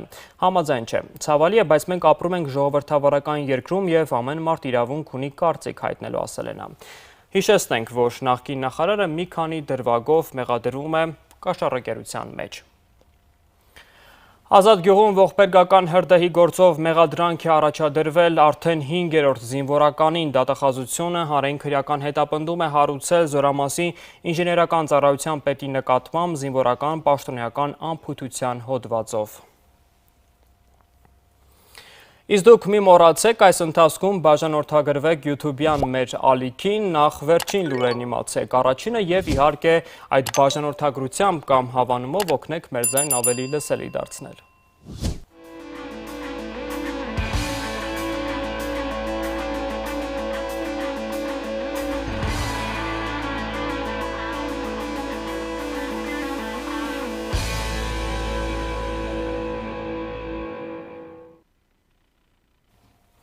Թուրքիայում և Սիրիայում ավերիչ երկրաշարժի զոհերի թիվը հատել է 45,000-ի սահմանը, միայն Թուրքիայում 38,044 մարդ է զոհվել։ Որոնողափրկարարական աշխատանքները գրեթե ավարտվում են, թեև երկրաշարժից 11 օր անց էլ դեռ ողջ մարդիկ են դուրս բերվում փլատակներից։ Թուրքիայի իշխանությունների կողմից հետախուզվող 2 թուրք կառուցապատողներ մահացել են իրենց կառուցած տների փլատակների տակ։ Փետրվարի 6-ի երկրաշարժից մեծապես տուժած Հաթայում կրկին երկրաշարժ է գրանցվել, այս անգամ 5.1 մագնիտուդով։ Թուրքիայի խորհրդանի հայ ազգի պատգամավոր Կարո Փայլյանը հայտնել է, որ հայկական Վաքֆ գյուղում երկրաշարժի հետևանքով բարեբախտաբար զոհեր չկան։ Հայկական փրկարարական խումբը 3 վերադարձել է Թուրքիայից, որտեղ մասնակցում է աշխատանքներին որոնողական։ Հայ փրկարարները սահմանը հատել են ցամաքային ճանապարհով Մարգարեի կամրջով։ Հյուրիեթի տեղեկություններով Թուրքիայի իշխող կուսակցությունը համապետական ընտրությունների համար զանազան տարբերակներ է դիտարկում, սակայն դրանք տեղափոխելու մտադրություն և որոշում առայժմ չկա։ Հիշեցնենք, ընտրությունները Թուրքիայում նախագահական և խորհրդարանական նախատեսված են մայիսի 14-ին։ Եվրոպայից հայ-ադրբեջանական սահման դիտորդական առաքելություն ուղարկելը կարող է խոչընդոտել կարգավորման գործընթացին, այսօր Ադրբեջանի Միլի Մեջլիսում հայտարարել է խորհրդանի խոսնակ Սահիբա Գաֆարովան։ Նա նշել է, որ Ադրբեջանի հետ սահմանին Հայաստանում Եվրամիության դիտորդական առաքելության տեղակայման վերաբերյալ իր դիրքորոշումը հնչեցրել է նաև Ռուսաստանում կայացած հանդիպումների ժամանակ։ Ադրբեջանի քաղաքաշինության պետական կոմիտեից էլ հայտնում են, թե առաջին բնակիչներն Նաղդամ կվերադառնան 2025 թվականին, մինչև 2027 թվականը քաղաքում կկառուցվի մոտ 10,000 բնակարան, մինչև 2026 թվական Աղդամում և մերձակա գյուղերում կվերաբնակեցվի 42,000 մարդ։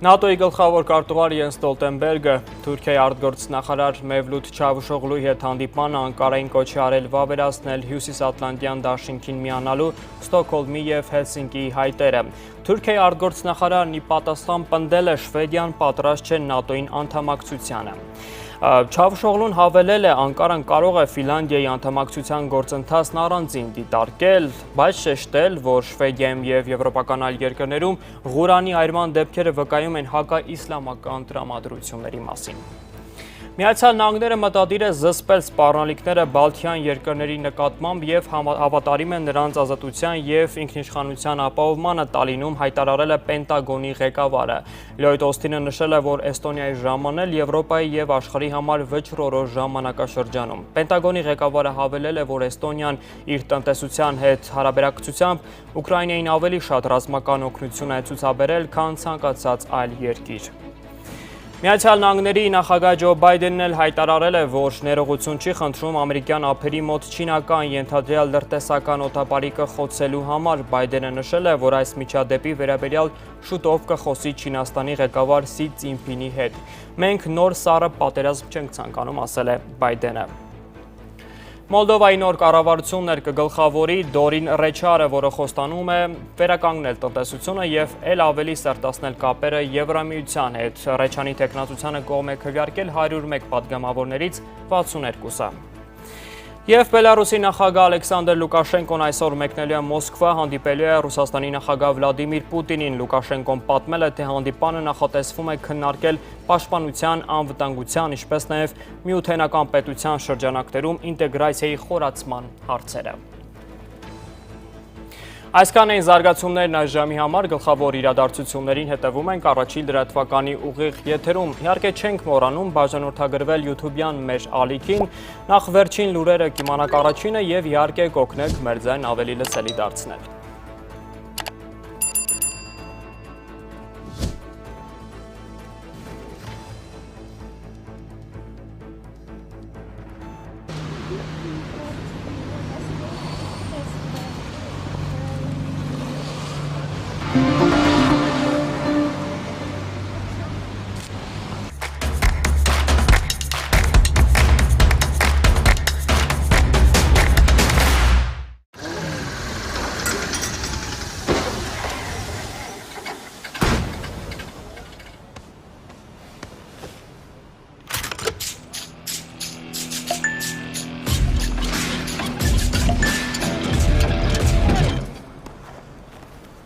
Շեյքում, շահում ու գնում ենք։ Իսկ մենք? Այժմ բոլորը կարող են շեյքել, իսկ մազերի գույնը կապ չունի։ Ներբեռնիր MyTeam հավելվածը, շեյքիր ամեն օր եւ ստացիր հնարավորություն շահելու Volkswagen ID4, ինչպես նաեւ բազմաթիվ այլ նվերներ։ Այս անգամ կարող են շեյքել բոլորը, անկախ իրենց կապի օպերատորից։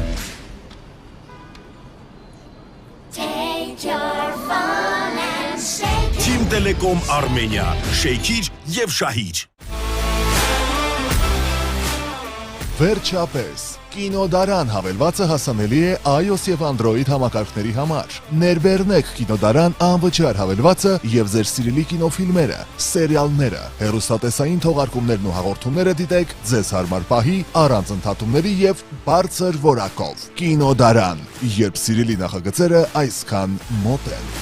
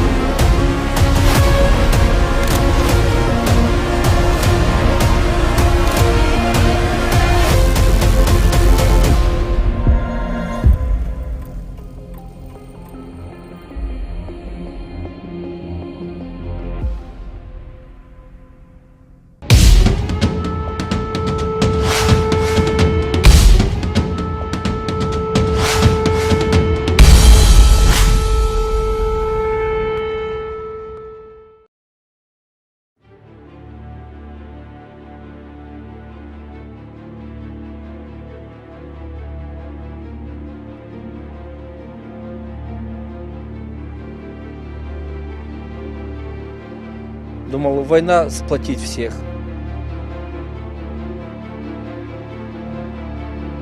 Начинается коррупция и начинается по-новому это.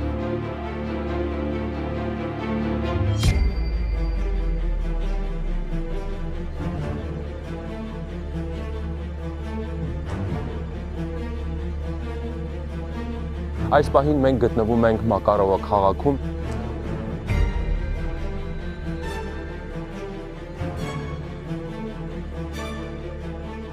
Հիմա այն զրուցակիցը լինելու է Սաշան, ով մեզ կփորձի մանրամասներ ներկայացնել ռուսական հարձակումից, օկուպացիայից։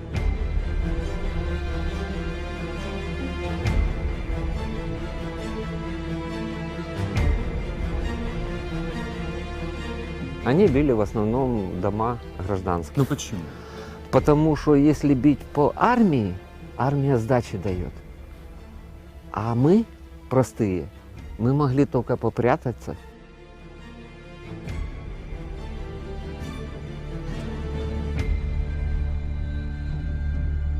Սրանք ռուսական ուժերի գործողությունների հետևանքն են։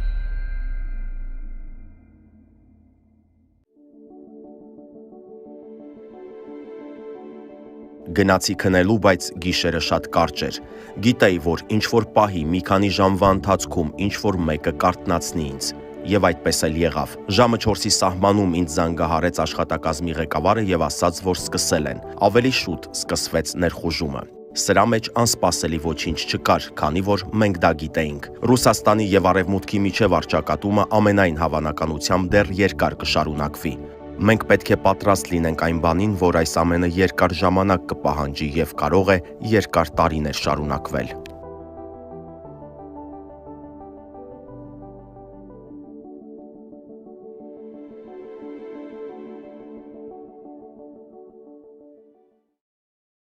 Ես Արթուր Աղաբեկյանն եմ, դուք դիտում եք առաջին լրատվականը։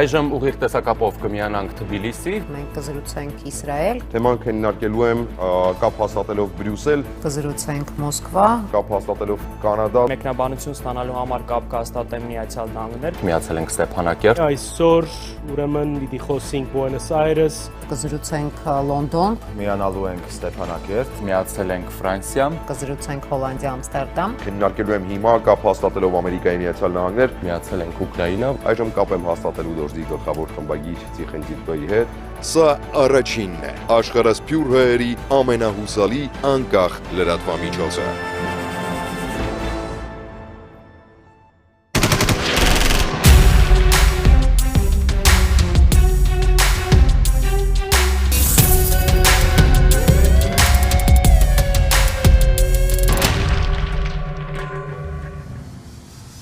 Հակակոռուպցիոն դատարանում կայացել է Սերժ Սարգսյանի թիկնազորի նախկին պետ Վաչագան Ղազարյանի գործով առաջին նիստը։ Դատախազությունը պահանջում է հօգուտ պետության բռնագանձել Սերժ Սարգսյանի թիկնազորի նախկին պետի ավելի քան 8 միլիարդ դրամի ենթադրյալ ապօրինի գույքը, այդ թվում 1.5 միլիարդ կանխիկ գումար, մոտ 3 տասնյակ անշարժ գույքեր Երևանում եւ Ստեփանակերտում։ Դատավորը արգելել է լուսանկարել եւ տեսագրել նիստը, իսկ Ղազարյանը նիստից հետո սպառնալիքներ է տվել լրագրողներին։ Ատոմակայանի նախկին գլխավոր տնօրեն Գագիկ Մարկոսյանը կալանավորվել է, նա մեղադրվում է խոշոր չափի վատնում կատարելու համար։ Մարկոսյանը ի պաշտոն է գնումների պատասխանատուն է եղել, ընկերության ֆինանսական միջոցները տնօրինելու իրավասություն է ունեցել, սակայն իր պարտականությունները չի կատարել։ Քննության տվյալներով նա պայմանագիր է կնքել ռուսական ընկերության հետ եւ շուկայականից թանկ գնով մետաղաձող էր գնել։ Հափշտակվել է $1,27,000։ 2002-ից 2014 թվականներին Ատոմակայանը ղեկավարած Մարկոսյանի անունը առաջին անգամ չէ, որ շրջանառվում է հափշտակությունների գործով։ Նա 2016-ին դատապարտվել է 6 տարվա ազատազրկման Ատոմակայանից խոշոր չափի գումար հափշտակելու գործով։ Պատիժը սակայն պայմանականորեն չի կիրառվել, սահմանելով 3 տարվա փորձաշրջան։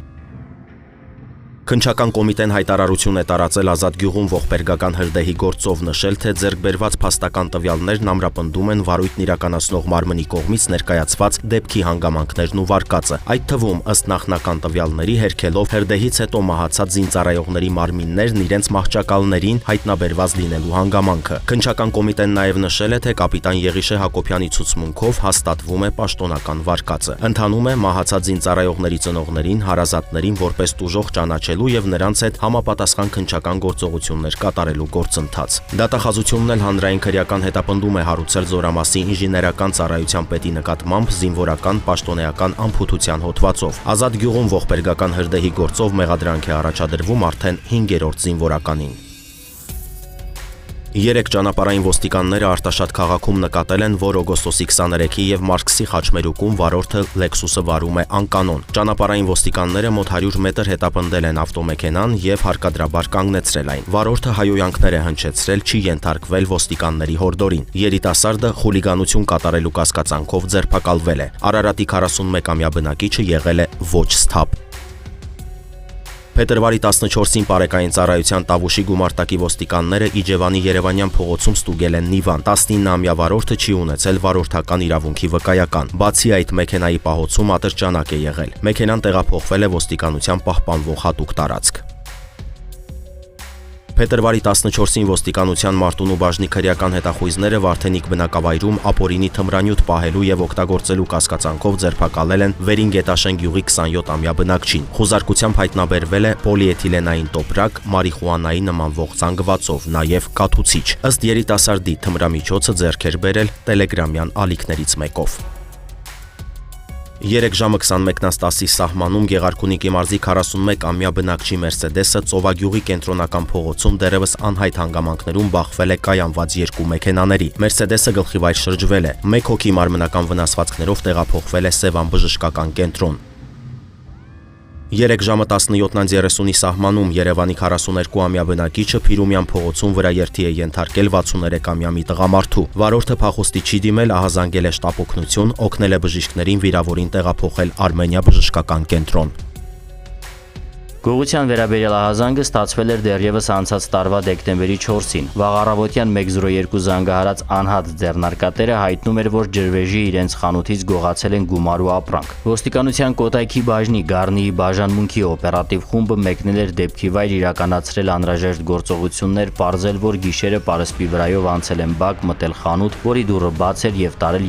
280,000 դրամ, 2 կոնյակ եւ ծխախոտ։ Դեպքի արդիվ Աբովյանի քննչական բաժնում նախաձեռնվել էր քրեական վարույթ։ Ու թեև հանցագործությունն արագ բացահայտել չհաջողվեց, բայց օպերատիվ հետախուզական միջոցառումները շարունակվեցին։ Ավելին, տեղի ոստիկաններին օգնության եկան քրեական ոստիկանության գլխավոր վարչության ծառայողները, որոնց ստացած օպերատիվ տեղեկությունն էլ իրացվեց Կոտայքի ոստիկանների հետ համատեղ։ Դեպքից 40 օր չանցած փետրվարի 9-ին առավոտյան ժամը 10:30-ին գողություն կատարելու կասկածանքով ձերբակալվեց եւ ոստիկանության Կոտայքի բաժին տեղափոխվեց Երևանի բնակիչ 32-ամյա մի տղամարդ։ Բաժնում նա խոստովանեց, որ դեկտեմբերի 4-ին ինքն է ջրվեժի խանութից գողություն կատարել։ Սակայն իրավապահների հետագա գործողություններով պարզվեց, որ այդ նույն օրը նա կատարել է նաև ավազակություն։ Փետրվարի 13-ին ոստիկանության Կոտայքի բաժին հրավիրված քաղաքացին տվեց հաղորդում, որ գիշերվա ժամը 5-ին մոտ տղամարդը մտել է Երևանի Թևոսյան փողոցում ջրվեժ տանող ճանապարհին գտնվող կահույքի արտադրամաս, հափշտակել գումար, իսկ երբ նկատել է իրեն, հնչեցրել է սպառնալիքներ, ոտքով խփել դեմքին, մոտը եղած լինգը նետել էր իր ուղղությամբ ու փախել։ Տղամարդուն մեղադրանք է ներկայացվել գողության եւ ավազակության հատկանիշներով, ձեռնարկում են միջոցառումներ, 2 դեպքով էլ գողոնը հայտնաբերելու ուղղությամբ, նախաքննությամբ հանգամանքները պարզվում են։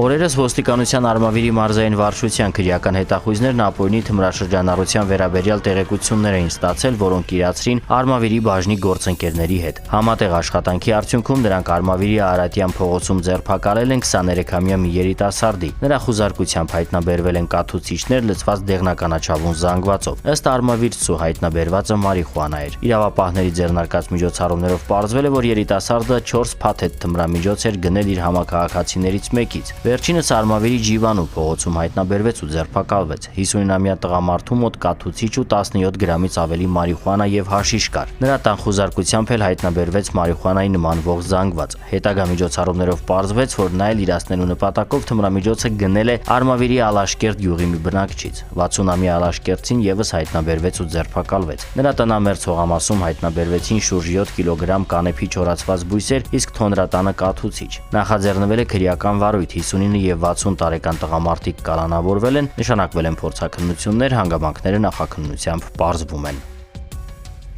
Փետրվարի 10-ին երեկոյան ժամը 22:30-ի սահմաններում Գեղարքունիքի պարեկների ուշադրությունը գրավել էր Սևան քաղաքի Շահումյան փողոցում կայանված Mercedes Magnişi մի ավտոմեքենա, որտեղ գտնվող 3 երիտասարդի վարքագիծը կասկածելի էր թվացել նրանց։ Պարզվեց, որ 3-ն էլ Սևանի բնակիչներ են 26, 25 եւ 23 տարեկան։ Երիտասարդները ապօրինի թմրանյութ պահելու եւ օգտագործելու կասկածանքով ձերբակալվել եւ տեղափոխվել են Սևանի բաժին։ 23-ամյա երիտասարդի խուզարկությամբ հայտնաբերվել են մարիխուանայի նմանվող զանգվածներ։ Ձերբակալվածը հայտնեց, որ դրանք մարիխուանա են, որոնք ձեռք էր բերել տելեգրամյան ալիքներից մեկով։ Բացի այդ, ձերբակալման պահին պարեկները նկատել էին, որ նա փողոց էր նետել եւս 1 փաթեթ եւ 3 կաթուցիչ։ Պարզվել է նաեւ, որ 23-ամյա երիտասարդը մոտի թմրանյութից իրացրել էր մեքենայում գտնվող 26 եւ 25-ամյա երիտասարդներին։ Դեպքի արդիվ նախաքննությունը շարունակվում է, հանգամանքները պարզվում են։ Օրերս ոստիկանության Սյունիքի մարզային վարչության տարածքային ստորաբաժանումների ծառայողները բացահայտել են ապօրինի ծառահատման դեպքեր։ Մասնավորապես Գորիսի Պարեկապահակետային ծառայության դասակի ոստիկանները ստուգել են փայտանյութով բարձված 2 թեթև մարդատար մեքենա, հայտնաբերելով ընդհանուր 2 խորանարդ մետր փայտանյութ։ Վարորդները բեռի օրինականության վերաբերյալ համապատասխան փաստաթուղթ չեն ներկայացրել։ Ընդ որում մեքենաները եղել են առանց ապապայմանագրի եւ տեղզնման, վարորդներից մեկն էլ չի ունեցել վարորդական իրավունքի վկայական։ Կապանի համայնքային ոստիկաններն էլ ստուգել են Ford Magnişi բեռնատար, հայտնաբերելով մոտ 4 խորանարդ մետր փայտանյութ, որի կապակցությամբ վարորդը ներկայացրել է ժամկետ անց փաստաթուղթ։ 3 դեպքով էլ նախաձեռնվել է քրեական վարույթ, հանգամանքները նախաքննությամբ պարզվում են։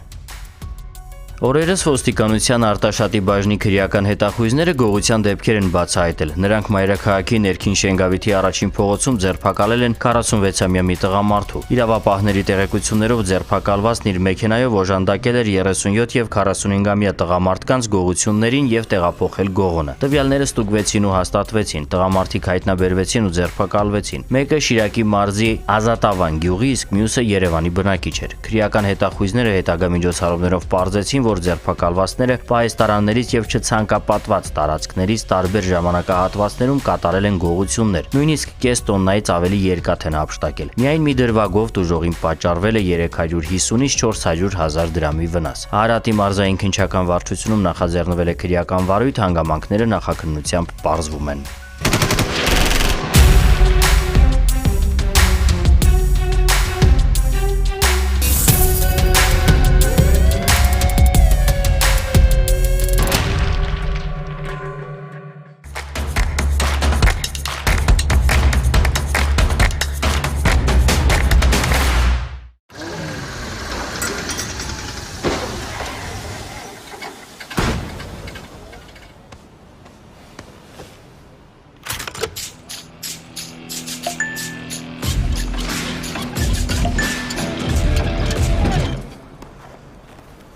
Շեյքում, շահում ու գնում ենք։ Իսկ մենք? Այժմ բոլորը կարող են շեյքել, իսկ մազերի գույնը կապ չունի։ Ներբեռնիր MyTeam հավելվածը շեյքիր ամեն օր եւ ստացիր հնարավորություն շահելու Volkswagen ID4, ինչպես նաեւ բազմաթիվ այլ նվերներ։ Այս անգամ կարող են շեյքել բոլորը, անկախ իրենց կապի օպերատորից։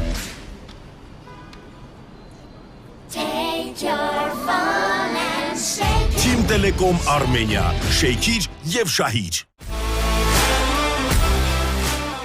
Վերջապես, կինոդարան հավելվածը հասանելի է iOS եւ Android համակարգերի համար։ Ներբեռնեք կինոդարան անվճար հավելվածը եւ ձեր սիրելի կինոֆիլմերը, սերիալները, հեռուստատեսային թողարկումներն ու հաղորդումները դիտեք ձեզ հարմար պահի, առանց ընդհատումների եւ բարձր որակով։ Կինոդարան, երբ սիրելի նախագծերը այսքան մոտ են։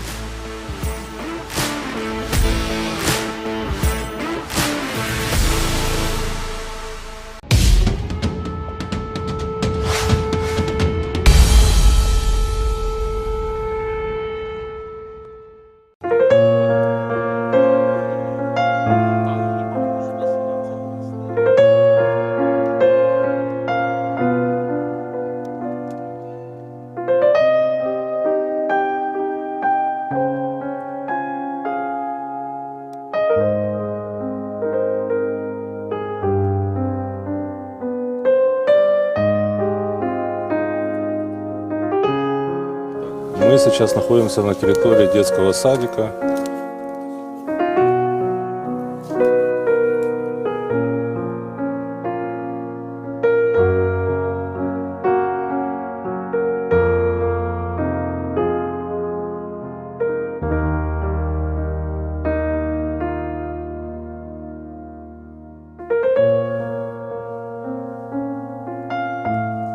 Злость перед уходом, что они уже понимали, что они сдают позиции, уходят и сделали это специально, чтобы навредить.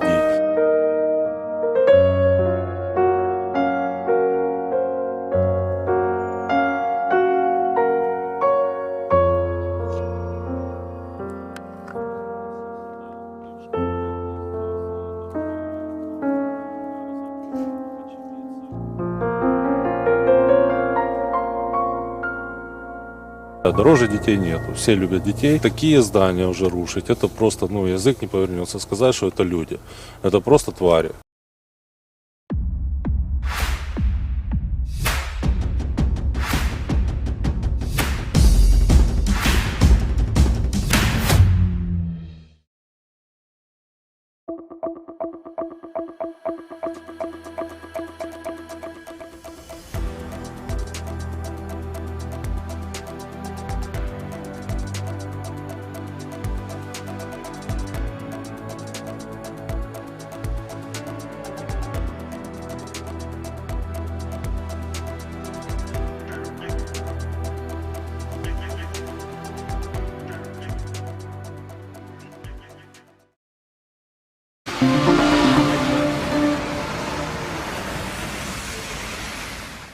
Բարև ձեզ, առաջին լրատվականը շարունակում է իր աշխատանքը ուղիղ եթերում։ Նիկոլ Փաշինյանը մասնակցելու է Մյունխենի անվտանգության համաժողովի բացման պաշտոնական արարողությանը։ Փաշինյանի պատվիրակության կազմում Մյունխեն են մեկնել նաև արտգործնախարար Արարատ Միրզոյանը եւ անվտանգության խորհրդի քարտուղար Արմեն Գրիգորյանը։ Մյունխենյան անվտանգության համաժողովը 59-րդ անգամն է եւ գումարվելու կտավի մինչեւ փետրվարի 19-ը։ Այս թեմայի շուրջ օնլայն տեսակապով կզրուցենք Պրահա, Չեխիա, Ազատության մեկնաբան Վադիմ Դուբնովի հետ. Добрый день, господин Дубнов. Здравствуйте. Я уверена, вы следите за событиями в Мюнхене, и об этом мы сейчас и собираемся поговорить.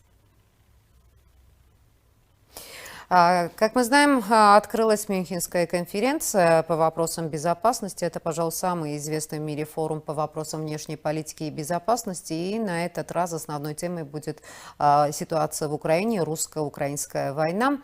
На сей раз Россию не пригласили на конференцию. Однако армянская делегация во главе с Николом Пашиняном находится на церемонии открытия. Возможно ли, что это будет воспринято Москвой как демарш, учитывая последние заявления и Володина, и Лаврова? Володиным это, конечно, будет воспринято как демарш. Лавров, возможно, что-нибудь едкое по этому поводу тоже скажет. Но в общем и в целом я не думаю, что Москва как-то будет серьезно на это реагировать. Я думаю, что на фоне даже всего того, что происходит вообще в этом вопросе, участие Пашиняна в Мюнхене, это как-то уж совсем меньше всего могло бы раззадорить Москву. Тем более, что и сам формат конференции скорее в этот раз будет не столько, скажем так, научный, да, сколько декларативный, судя по тем гостям и тому жанру, который эти гости будут задавать. Вот это скорее будет некое политическое действие, где будут говориться, будут проговариваться публично все те слова, которые уже проговорены. Но самое интересное, возможно, будет в кулуарах. Но это, собственно говоря, Москву меньше всего интересно. А возможно ли встреча хотя бы в кулуарах президента Азербайджана Илхама Алиева и премьер-министра Армении Никола Пашиняна? Я думаю, что вполне такая встреча возможна. Я не уверен, что она состоится, да, но я исхожу из того, что теоретически такое вполне возможно, а просто организаторам для, во-первых, поддержания собственного реноме, это достаточно престижно организовать такую встречу. Во-вторых, просто все те люди, которые вовлечены в процесс урегулирования, они всегда исходят из того, что лучше вести переговоры, чем не вести переговоры, даже если эта встреча достаточно виртуальна, а больше ничем большим она в Мюнхене быть не может. Находящийся с рабочим визитом в Мюнхене премьер-министр Никола Пашинян, как известно, провел неформальную встречу с председателем Европейского совета Шарлем Мишелем. Они коснулись региональной безопасности и стабильности, в том числе сотрудничества Армении и ЕС. И я хочу напомнить, что это происходит на фоне того, что содокладчики ПАСЕ, ответственные за мониторинг выполнения Армении обязательств, посетят с трехдневным визитом Армению. Как изменит, как вообще реагирует и как относится Запад на свое присутствие именно в регионе? Очень многие утверждают, что Запад не заинтересован Южным Кавказом. Я не могу сказать, что для Запада Южный Кавказ самая головная боль. Я думаю, что Запад, в общем, для Запада это часть его повестки, традиционной достаточно повестки. Но я пока не вижу никаких серьезных мотивов для Запада, для того, чтобы каким-то коренным образом изменить весь баланс сил в процессе регулирования, или, другими словами, просто вытеснить Москву. Я думаю, что об этом речи не идет. Запад просто пытается заполнить ту нишу, которая освободилась, во-первых, после исчезновения Минской группы, фактического исчезновения Минской группы. И я думаю, что просто по факту Запад должен обозначить свое присутствие, что он и делает. Если имеется в виду будущая миссия, миротворческая миссия, то это скорее политический акт, достаточно выразительный, судя по реакции Москвы и Баку. Но, тем не менее, я бы тоже не стал его переоценивать. Вернувшийся из Анкары, министр иностранных дел Армении Арарат Мирзоян представил подробности своей встречи с коллегой и также заявил, что есть решение ускорить процесс открытия границ с Турцией. По вашему мнению, станет ли помощь Армении и Турции с отправкой в то же время спасателей началом, так сказать, нового процесса? Если мы будем сравнивать это, скажем, с футбольной дипломатией 2008 года, то, мне кажется, это вещи несопоставимые, потому что 2008 год был вписан в 2002 год, была вписана футбольная дипломатия, просто повезло с тем, что две команды попали в одну отборочную группу, и это было использовано. Если бы они не попали в одну отборочную группу, все равно процесс бы шел, просто он стал от этого немножко ярче. И дал процесс какое-то красивое название. Сейчас другая ситуация. Сейчас случилась трагедия, которую, разумеется, никто не мог предвидеть. И эту трагедию просто стороны пытаются использовать в политических целях, что совершенно правильно и логично в данном случае. Но я думаю, что здесь Ереван исходит из той логики, чтобы как можно дальше и успешнее продвинуться в отношениях с Турцией, в той ее части, которая не зависит от отношений Армении с Азербайджаном. Турция очень внимательно следит за тем, чтобы эта линия не была пересечена, как она была пересечена в 2008 году, и что и подорвало процесс. Поэтому Турция весьма ревностна в этом вопросе. Но определенный простор для маневра, мне кажется, есть. И Ереван пытается сейчас этот простор освоить и нащупать, насколько далеко здесь можно зайти. Еще раз говорю, это совершенно логично, это правильно. Армения, как мне казалось, исходила из попытки немножко сепарировать армяно-турецкий процесс еще сразу после войны, а то и раньше. И вот в этом смысле я думаю, что сейчас это происходит. Определенное понимание Анкары, возможно, есть, и Чавушоглу, и Анкара это демонстрирует, но дает понять, что, в общем, как бы это движение достаточно конечно. Но, тем не менее, оно происходит, и это можно только приветствовать. А этот простор возможностей, насколько, по вашему мнению, согласован с Москвой и насколько урегулирование армяно-турецких отношений в интересах Москвы? И как на это отреагирует Россия? Наверное, это очень самый сложный вопрос. Я думаю, что в тех масштабах, которых происходит сейчас, это с Москвой регулировали. Потому что здесь может быть вопрос даже не пространства маневра, да, а времени этого маневра тоже достаточно важен. Москва не может себе позволить планировать на достаточно долгие сроки, потому что все, что происходит сейчас в регионе, для нее это в определенной степени функция и следствие того, как будет развиваться ситуация в Украине, отношения ее с Западом. И там очень много «если», да? Потому что это отношения с Турцией во многом зависит от того, как будут развиваться события дальше. И предсказать это на 2024-2025 год невозможно, поэтому Москва исходит из ближайшего горизонта. На ближайшем горизонте планирования и на тех возможностях, которые сейчас пытаются освоить Ереван и Анкара, Москву это не тревожит. Я думаю, что Москва по этому поводу никаких возражений не имеет. Что будет дальше, непонятно.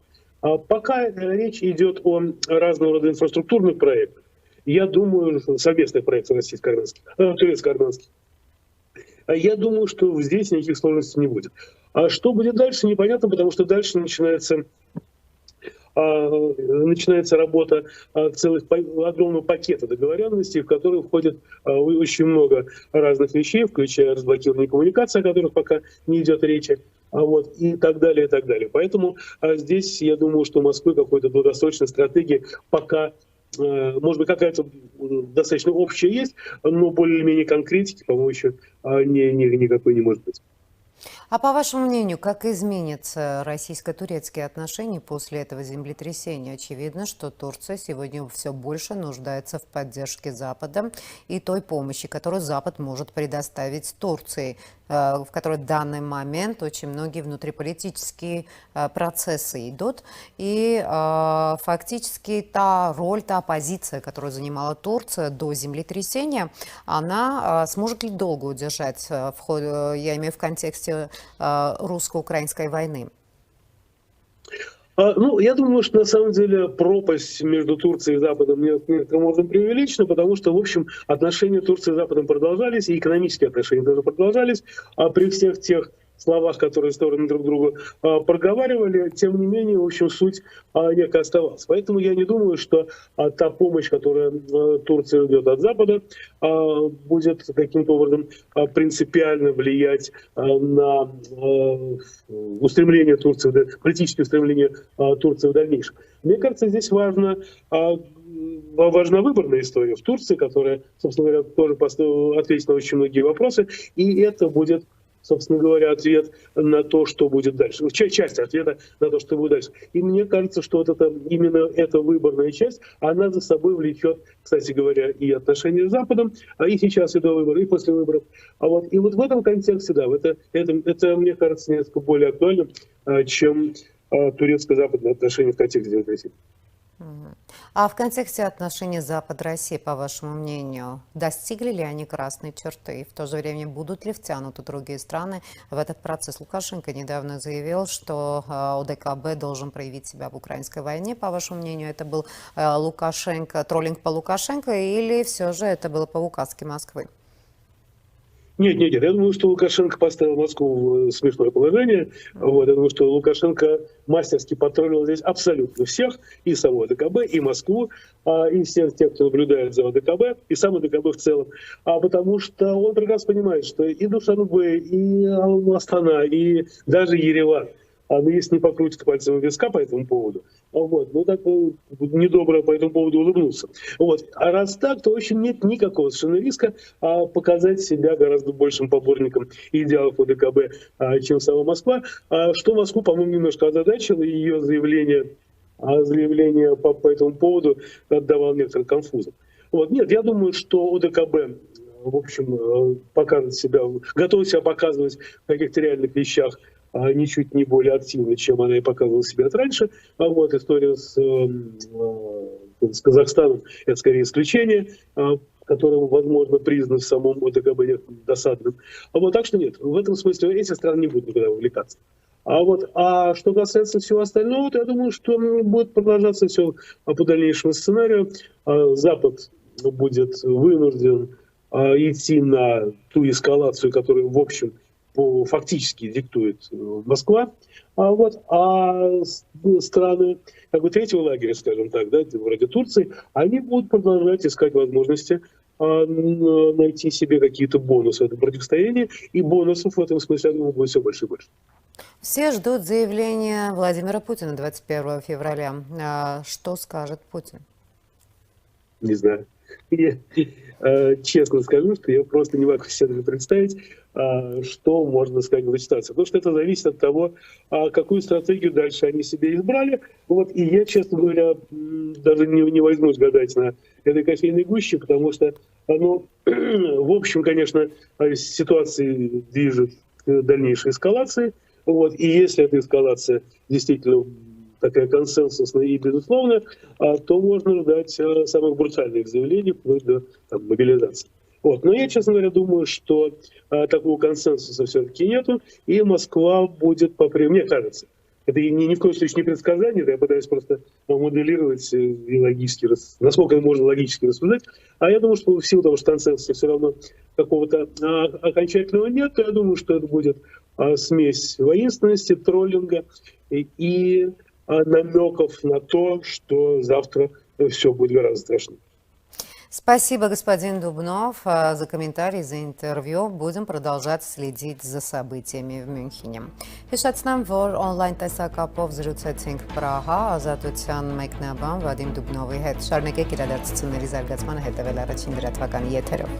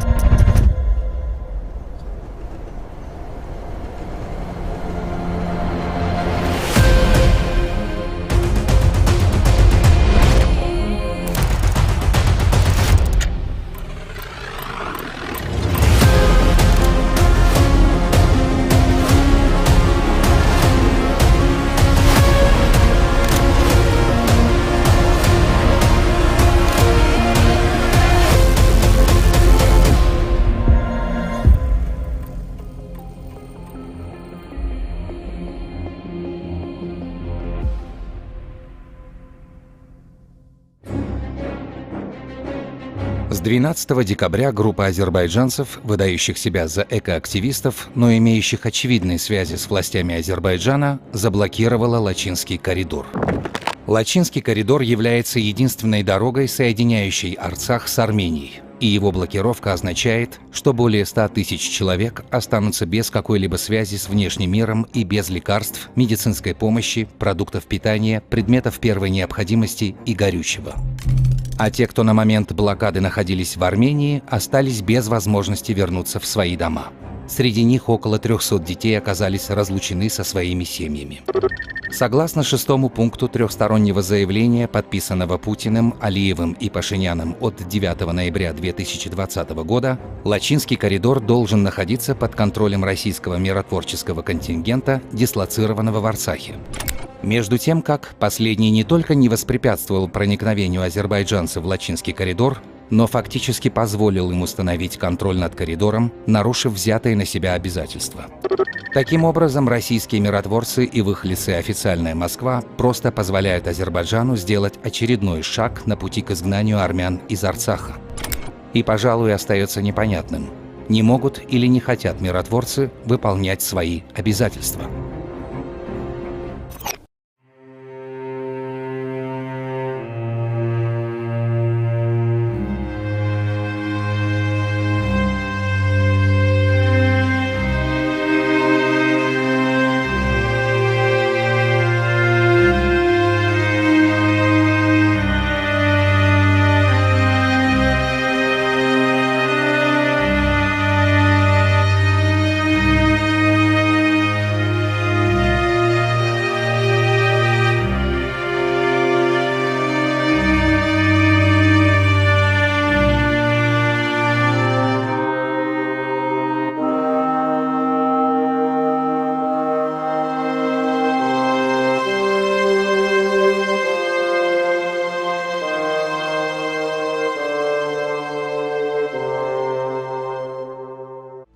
Այսօր հիբրիդային տեղեկատվական պատերազմների պարագայում չափազանց կարևոր է դարձել հենց նաև ինֆորմացիոն տեղեկատվական դաշտի զտումը եւ այս ճշգրիտ հավաստի առաջնահերթ տեղեկատվություն ստանալը դարձել է ռազմավարական առումով կարևոր նշանակություն ունեցող մարտահրավերներից եւ խնդիրներից մեկը։ Այս հարցում հսկայական անելիք ունենք նաև մենք հասարակության անդամներս։ Առաջին լրատվականի թիմը գրեթե շուրջօրյա ռեժիմով աշխատում է այս ուղղությամբ։ Հարցազրույցներ, քննարկումներ, ուղիղ միացումներ արտերկրի փորձագետների հետ, ինչպես նաև ռեպորտաժների շարք հենց սահմանից։ Առաջին լրատվական այս հարցում ակնկալում է նաև մեր հեռուստադիտողի աջակցությունը։ Դա չի ենթադրում ոչ ֆինանսավորում, ոչ նվիրատվություն։ Պարզապես անհրաժեշտ է հետևել մեզ սոցիալական ցանցերում, միանալ մեզ YouTube-ում եւ տարածել, հավանել մեր ստեղծած տեղեկատվական այդ բովանդակությունը։ Հենց այսպես է աշխատում YouTube-ի սոցիալական ցանցերի ալգորիթմը։ Որքան շատ հետևեք, որքան շատ հավանեք, որքան շատ տարածեք մեր ստեղծած տեղեկատվական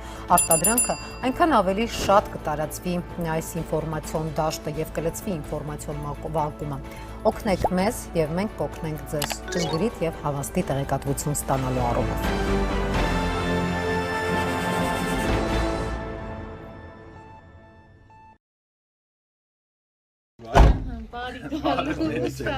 Բարև Պարջան։ Ոնց եք, ջուրն արդեն պատվիրել եք։ Բրոկոլին կեղի էս կա։ Այս կա։ Հենց այտենց էլ տիրախ կրես, որ բերքների խոտ։ Ապրում եմ գյուղում, ուզում եմ գյուղը հետաքրքիր դառնա։ Այս քաղաքաբնակների համար նաև։ Գյուղը հետաքրքիր դառնա, գյուղից գնացողների համար նաև, որ իրանք թեկուզ հեռվից զգան, հիշեն, հասկանան, որ իրենց գյուղից լավ տեղ չկա։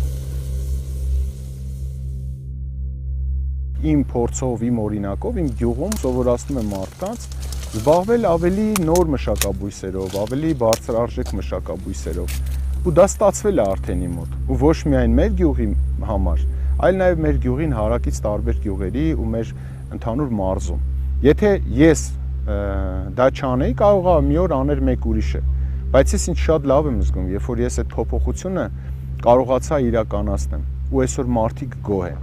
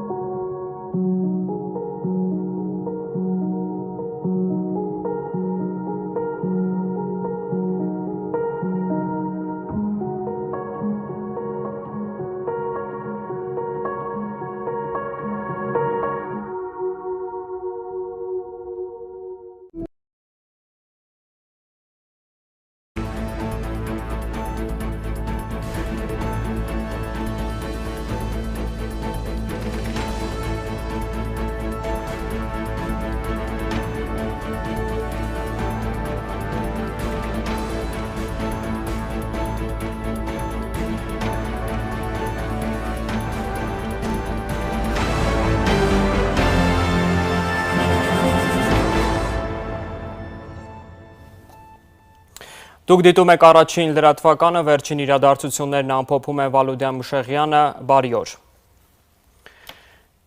Մյունխենյան անվտանգության համաժողովը 59-րդ անգամ է գումարվում և կտևի մինչև փետրվարի 19-ը այս մեկն ուշագրավ է ռուս-ուկրաինական պատերազմի առնչությամբ, քանի որ մի քանի օրվա տարբերությամբ համընկնում է ռուս-ուկրաինական պատերազմի առաջին տարելիցին։ Մյունխենում կհանդիպեն հարյուրավոր պետական այրեր, նախագահներ, վարչապետներ և այլք։ Այս տարի Վլադիմիր Զելենսկին իդեպ տեսաուղերձով կբացի համաժողովը, ապա կխոսեն Մակրոնը, Շոլցը, այնտեղ է նաև հայկական պատվիրակությունը վարչապետ Նիկոլ Փաշինյանի գլխավորությամբ, Մյունխենում են նաև Հանուն Հանրապետության կուսակցության ղեկավար Արման Բաբաջանյանը, նա համաժողովի շրջանակներում հասցրել է զրուցել նաև Եվրոպական խորհրդի նախագահ Շարլ Միշելի հետ։ Այս պահին ուղիղ տեսակապ կհաստատեմ Մյունխեն և կզրուցեմ Հանուն Հանրապետության կուսակցության ղեկավար Արման Բաբաջանյանի հետ։ Պարոն Բաբաջանյան, բարև ձեզ, շնորհակալ եմ այս հնարավորության համար։ Դուք մասնակցում եք համաժողովին, հասցրել եք հանդիպել, ինչպես ես արդեն նշեցի, Շարլ Միշելի հետ, զրուցել նրա հետ տարբեր հարցերի առնչությամբ։ Նախ հասկանանք ինչ եք քննարկել և ընդհանրապես Մյունխենյան այս համաժողովը այս տարի ինչով է աչքի ընկնում և ինչով է առանձնահատուկ։ Գիտեք, 59-րդ անգամ է տեղի ունենում Մյունխենյան այս անվտանգության ամենամյա համաժողովը, ոչ պատահականորեն հիմնական հարցերը վերաբերում են Ուկրաինային և ուկրաինական պատերազմին և այն նոր աշխարհական իրողություն, որի շուրջ դեռևս աշխարհը չի եկել ընդհանուր համաձայնության և այս գործընթացները նորանոր մարտահրավերներ, նորանոր սպառնալիքներ են պարունակում և այստեղ քննարկվող հիմնական առարկան հենց այդ նոր աշխարհակարգին է վերաբերում և բնականաբար մեզ հետաքրքրողը այդ նոր աշխարհակարգում Հարավային Կովկասի, մասնավորապես Հայաստանի դերի և նշանակության շուրջ է։ Այստեղ բազմաթիվ քննարկումներ առաջիկայում կլինեն, մի քանի րոպեից բացումն է լինելու, ես շտապում եմ պիտի արագ մեկնեմ, բայց նշեմ, որ հասցրեցի Եվրոպական խորհրդի նախագահի հետ խոսել, Microsoft ընկերությունների համահիմնադիր Bill Gates-ի հետ, չափազանց ուշագրավ արձանագրումներ են արվել, Շարլ Միշելը, գիտեք, նախորդին հանդիպել էր նաև Հայաստանի վարչապետի հետ, նա հատուկ ընդգծեց այդ հանդիպումը, նշեց, որ Եվրոպական միությունը Հայաստանի կողքին է, Հայաստանի ժողովրդավարական ձգտումների կողքին է և մեկ անգամ ևս վերահաստատվեց այն կարևոր առաքելությունը, որը փետրվարի 20-ին մեկնարկում է Հայաստանի սահմանների երկայնքով, խոսքը եվրոպական քաղաքացիական մոնիտորինգային առաքելության մասին է, որոնք 2 տարով փաստորեն կարևոր առաքելություն են մեկնարկում, որպես կարևոր լուր նշեմ, որ գիտեք, որ այսպիսի առաքելություն կա նաև Վրաստանում և չի բացառվում, որ Հարավկովկասյան հրամանատարական կետը այս առաքելությունների փոխադրվի հենց Հայաստան և Հայաստանից ուրեմն կառավարվեն և համակարգվեն ուժերը թե վրացական ուղղությամբ և թե Հայաստանի։ Սա իհարկե շատ կարևոր ուրեմն իրողություն է, այն գնահատանքի, որ այն կարևորության, որ Եվրոպական միությունը հատկացնում է Հայաստանին և այն համագործակցության խորությանը և մասշտաբին, որ կա այս պահին Եվրոպական միության և Հայաստանի միջև, ես կարծում եմ, որ առաջիկայում հնարավորություն կլինի խոսել, թե որքանով է ՍԵՊԱ-ն առհասարակ համարժեք այն համագործակցության ծավալին, մասշտաբին, որ այս պահին գոյություն ունի Հայաստանի և Եվրոպական միության միջև, ես կարծում եմ, որ Հայաստանը պետք է վերադառնա ասոցացման համաձայնագրի այն փաթեթին, որը մերժվեց 2013 թվականի սեպտեմբերի 3-ին և հայտնի իրադարձությունների բերմամբ, ես կարծում եմ, որևէ բան չի խանգարում, որպեսզի Հայաստանը վերադառնա այդ օրակարգին, իր տնտեսական, անվտանգային, քաղաքական համագործակցության շրջանակը խորացնելու եվրոպական մեծ ընտանիքի հետ։ Պարոն Բաբաջանյան, դուք կարևորեցիք Հայաստանի մասնակցությունը այս համաժողովին, բայց եկեք ընդունենք, որ բացի մասնակցությունը շատ կարևոր է նաև այն բովանդակությունը, ինչի շուրջ Հայաստանը կամ ինչ օրակարգով Հայաստանն է մասնակցում Մյունխենյան այս համաժողովին։ Այստեղ տեղեկություն է տարածվել, որ Հայաստանն էլ չի մասնակցի վաղ փետրվարի 18-ին Մյունխենյան համաժողովի շրջանակներում կայանալիք Հարավային Կովկասի անվտանգության պանելային քննարկմանը։ Դրան մասնակցել են ԵԱԿ գլխավոր քարտուղարը, Վրաստանի վարչապետն ու Ադրբեջանի նախագահ։ Ինչ է ձեզ հայտնի այս տեղեկատվության վերաբերյալ եւ այս չմասնակցությունը որքանով է բխում Հայաստանի շահերից։ Ընդհանրապես պետք է ասեմ, որ Հայաստանը շատ զուսպ մասնակցայնություն ունի այս կարևորագույն միջոցառմանը, մեդիան, քաղաքացիությունը, քաղաքական եւ պետական շրջանակները կարծում եմ, որ պիտի այստեղ լեցված լինեին Հայաստանի այն ձգտումները եւ Հայաստանի կարիքները, որոնք վերաբերում են ընդհանրապես արևմուտքին, մասնավորապես Եվրոպական միությանը, Միացյալ Նահանգներին, այստեղ այն վայրն է, որտեղ քննարկվելու են այդ հարցերը եւ շատ կուզեի, որպեսզի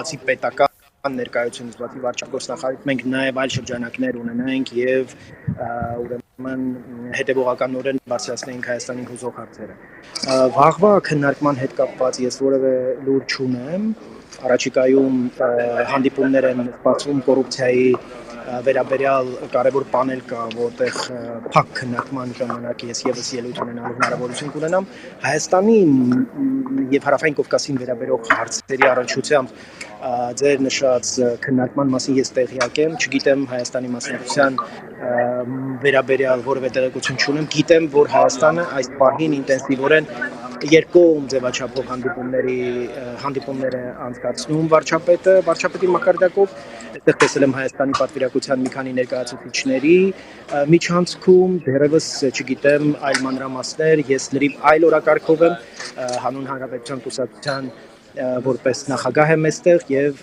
մենք մեր քաղաքական օրակարգն ենք այստեղ առաջ տանում։ Ես պիտի մեկնեմ, ներողություն եմ խնդրում։ Շնորհակալ եմ, պարոն Բաբաջանյան։ Շնորհակալ եմ, ժամանակ գտաք, միացաք եւ ներկայացրիք իրավիճակը։ Ես մեր դիտողներին հիշեցնեմ կապ էի հաստատել Մյունխեն, որտեղ գտնվում է հանուն հանրապետության կուսակցության նախագահ Արման Բաբաջանյանը։ Իսկ մենք շարունակենք ներկայացնել զարգացումները օրվա ընթացքում։ Ես եւս մեկ անգամ ուզում եմ հիշեցնել, որ աշխատանքային այցով Մյունխենում է գտնվում հայկական պատվիրակությունը վարչապետ Նիկոլ Փաշինյանի գլխավորությամբ։ Փաշինյանը ի դեպ ոչ ֆորմալ հանդիպում է ունեցել Եվրոպական խորհրդի նախագահ Շարլ Միշելի հետ, անդրադարձել են տարածաշրջանային անվտանգությանը, կայունությանը, ինչպես նաև Հայաստան-Եվրոպական միություն համագործակցությանը։ Նիկոլ Փաշինյանը մասնակցել է Մյունխենի անվտանգության համաժողովի բացման պաշտոնական արարողությանը, որը կմեկնարկի րոպեներ անց։ Փաշինյանի պատվիրակության կազմում են նաև արտգործնախարար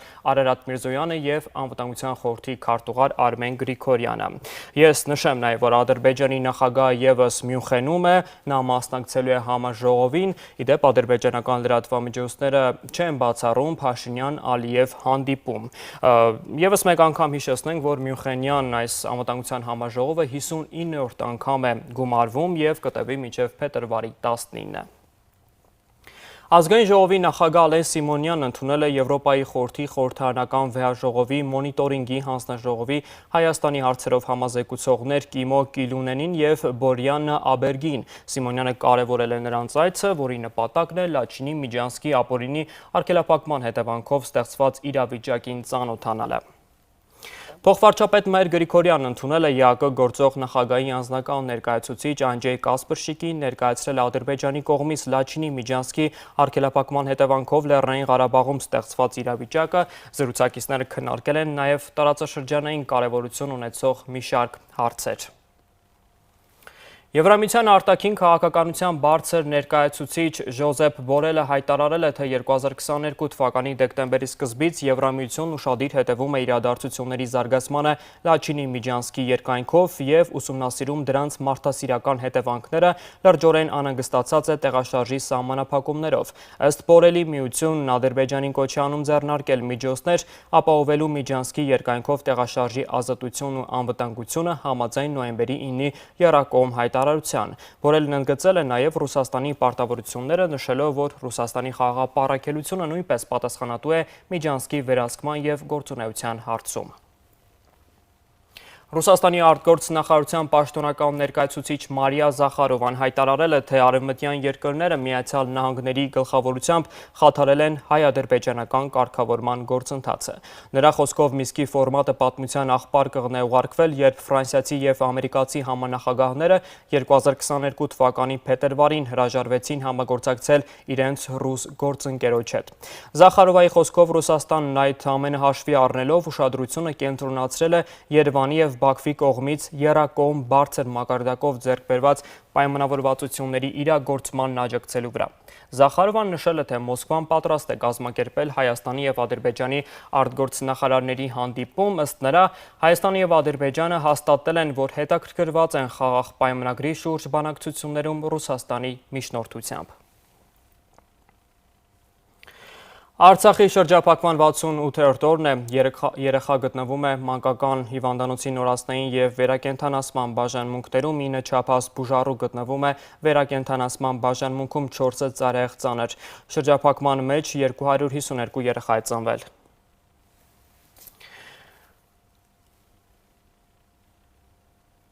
Այլ թեմաների մասին։ Հակակոռուպցիոն դատարանում կայացել է Սերժ Սարգսյանի թիկնազորի նախկին պետ Վաչագան Ղազարյանի գործով առաջին նիստը, դատախազությունը պահանջում է հօգուտ պետության բռնագանձել ավելի քան 8 միլիարդ դրամի ենթադրյալ ապօրինի գույք, այդ թվում 1.5 միլիարդ կանխիկ գումար, մոտ 3 տասնյակ անշարժ գույք Երևանում և Ստեփանակերտում, դատավորն արգելել է լուսանկարել և տեսագրել նիստը, իսկ Ղազարյանը նիստից հետո սպառնալիքները հնչեցրել լրագրողների հասցեին։ Արտակարգ իրավիճակների նախկին նախարար Անդրանիկ Փիլոյանն իրեն առաջադրված մեղադրանքը չի ընդունում։ Նա անդրադառնալով ազգային ժողովի նախագահ Ալեն Սիմոնյանի հայտարարությանը, թե ինքը Փիլոյանը պետք է զրկվի ազգային հերոսի կոչումից, նշել է. համաձայն չէ, ցավալի է, բայց մենք ապրում ենք ժողովրդավարական երկրում և ամեն մարդ իրավունք ունի կարծիք հայտնել, նշել է։ Նախկին նախարարը, ի դեպ, նա մի քանի դրվագով մեղադրվում է կաշառակերության մեջ։ Ազատ գյուղում ողբերգական հրդեհի գործով մեղադրանք է առաջադրվել արդեն 5-րդ զինվորականին, դատախազությունը հանրային քրեական հետապնդում է հարուցել Զորամասի ինժեներական ծառայության պետի նկատմամբ զինվորական պաշտոնեական անփութության հոդվածով։ Իսկ այս ընթացքում մի մոռացեք, հավանեք, միացեք մեր բազմահազարանոց հետևորդների բանակին սոցիալական ցանցերում ձեր մեկ գործողությամբ կօգնեք մեր ձայնն ավելի լսելի դարձնել։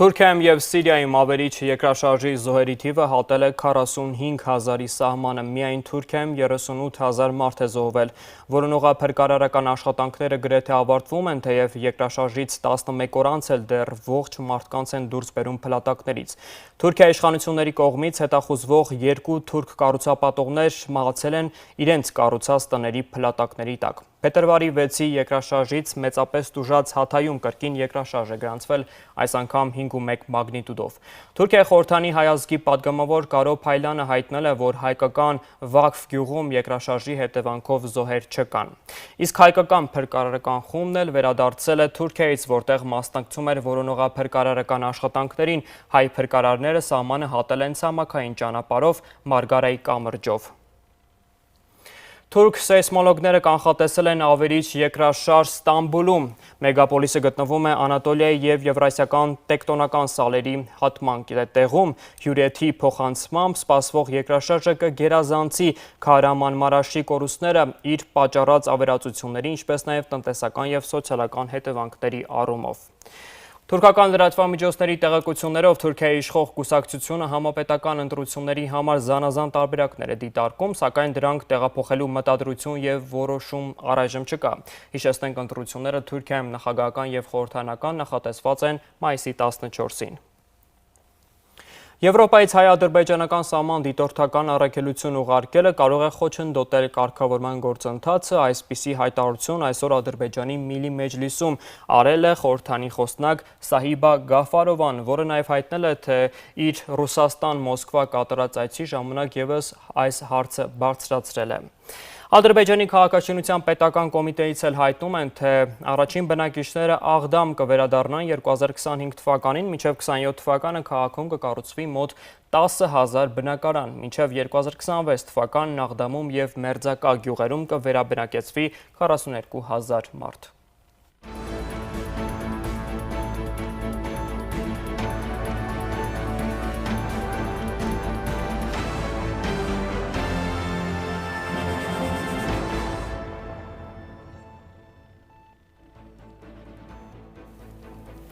ՆԱՏՕ-ի գլխավոր քարտուղար Յենս Ստոլտենբերգը Թուրքիայի արտգործնախարար Մևլութ Չավուշօղլուի հետ հանդիպմանը Անկարային կոչ է արել վավերացնել Հյուսիսատլանտյան դաշինքին միանալու Ստոկհոլմի և Հելսինկիի հայտերը։ Թուրքիայի արտգործնախարարն ի պատասխան պնդել է Շվեդիան պատրաստ չէ ՆԱՏՕ-ին անդամակցությանը։ Միացյալ Նահանգները մտադիր է զսպել սպառնալիքները Բալթյան երկրների նկատմամբ և հավատարիմ է նրանց ազատության և ինքնիշխանության ապահովմանը, Տալինում հայտարարել է Պենտագոնի ղեկավարը։ Լյոյդ Օսթինը նշել է, որ Էստոնիայի ժամանել Եվրոպայի և աշխարհի համար վճռորոշ ժամանակաշրջանում։ Միացյալ Նահանգների նախագահ Ջո Բայդենը հայտարարել է, որ ներողություն չի խնդրում ամերիկյան ափերի մոտ չինական ենթադրյալ տնտեսական օդապարիկը խոցելու համար։ Բայդենը նշել է, որ այս միջադեպի վերաբերյալ շուտով կխոսի Չինաստանի ղեկավար Սի Ցզինփինի հետ։ Մենք նոր սառը պատերազմ չենք ցանկանում, ասել է Բայդենը։ Ռուսաստանի պաշտպանության նախարարության փոխանցմամբ գեներալ լեյտենանտ Ռուստամ Մուրադովը նշանակվել է Ռուսաստանի արևելյան զինտարածքի հրամանատար։ Նշվում է, թե Մուրադովն այդ պարտականությունները սկսել է կատարել անցյալ տարվա օգոստոսից։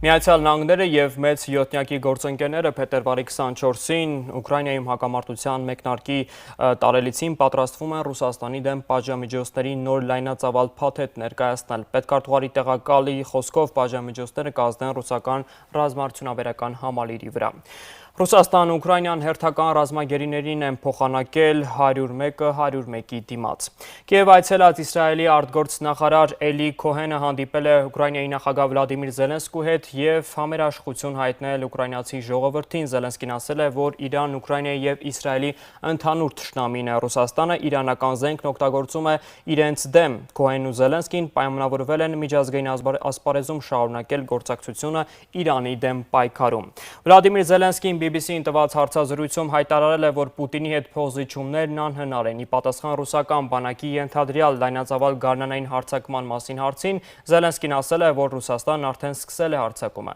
Նա հավելել է, որ Ուկրաինայի զինված ուժերն ի վիճակի են զսպել ռուսական հարձակողական գործողությունները, քանի դեռ չեն կարող սկսել սեփական հակահարձակումը։ Միաժամանակ Ուկրաինայի նախագահը կոչ է արել ավելացնել արևմտյան օգնությունը։ Այսքան էին զարգացումներն այս ժամի համար, գլխավոր իրադարձություններին շարունակում ենք հետևել առաջին լրատվականի ուղիղ եթերում։ Վերջին զարգացումներն ամփոփեց Վալոդիա Մուշեղյանը, շարունակեք հետևել մեր ընթացքին, իհարկե չմոռանալով բաժանորդագրվել YouTube-յան մեր ալիքին, վերջին լուրերն այդպիսով կիմանաք առաջինը և իհարկե կօգնեք մեր ձայնն ավելի լսելի դարձնել։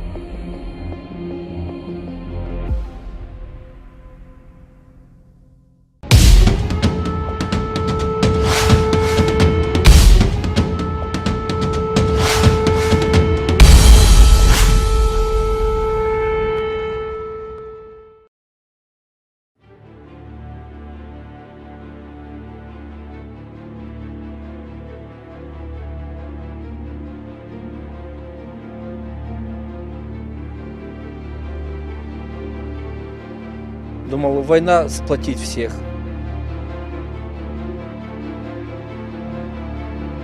Начинается коррупция и начинается по-новому это.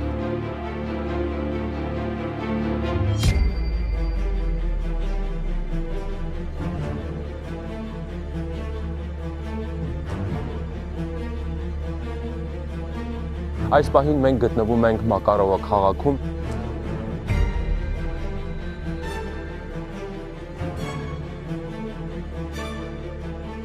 Հիմա իմ զրուցակիցը լինելու է Սաշան, ով մեզ կփորձի մանրամասներ ներկայացնել ռուսական հարձակումից, օկուպացիայից։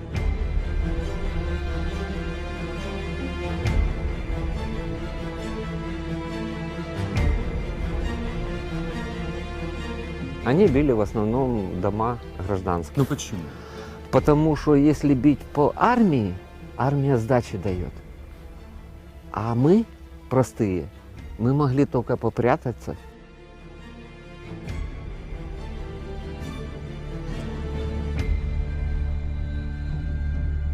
Սրանք ռուսական ուժերի գործողությունների հետևանքն են։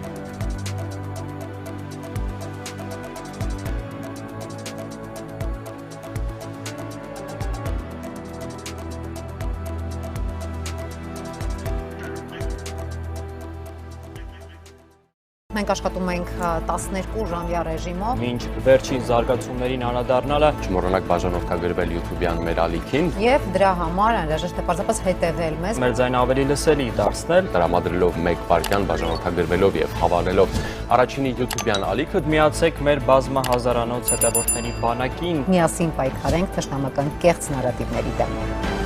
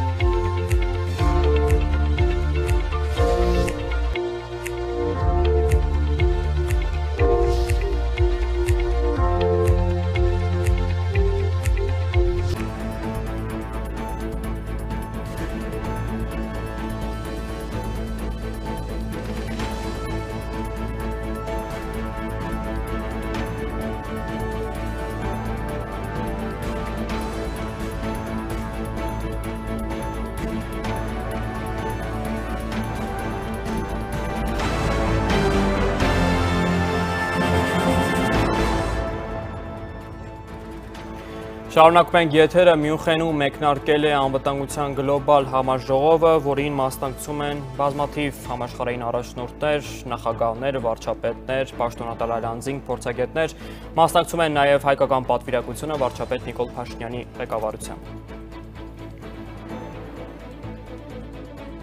Invite you to welcome with me Wolfgang.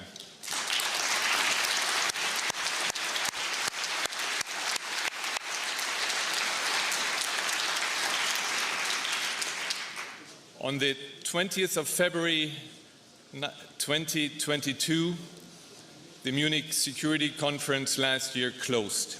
We had a glimpse of hope that Vladimir Putin would be impressed by the unity the international community demonstrated here at the Munich Security Conference. We all know what happened. Vladimir Putin committed a breach of civilization.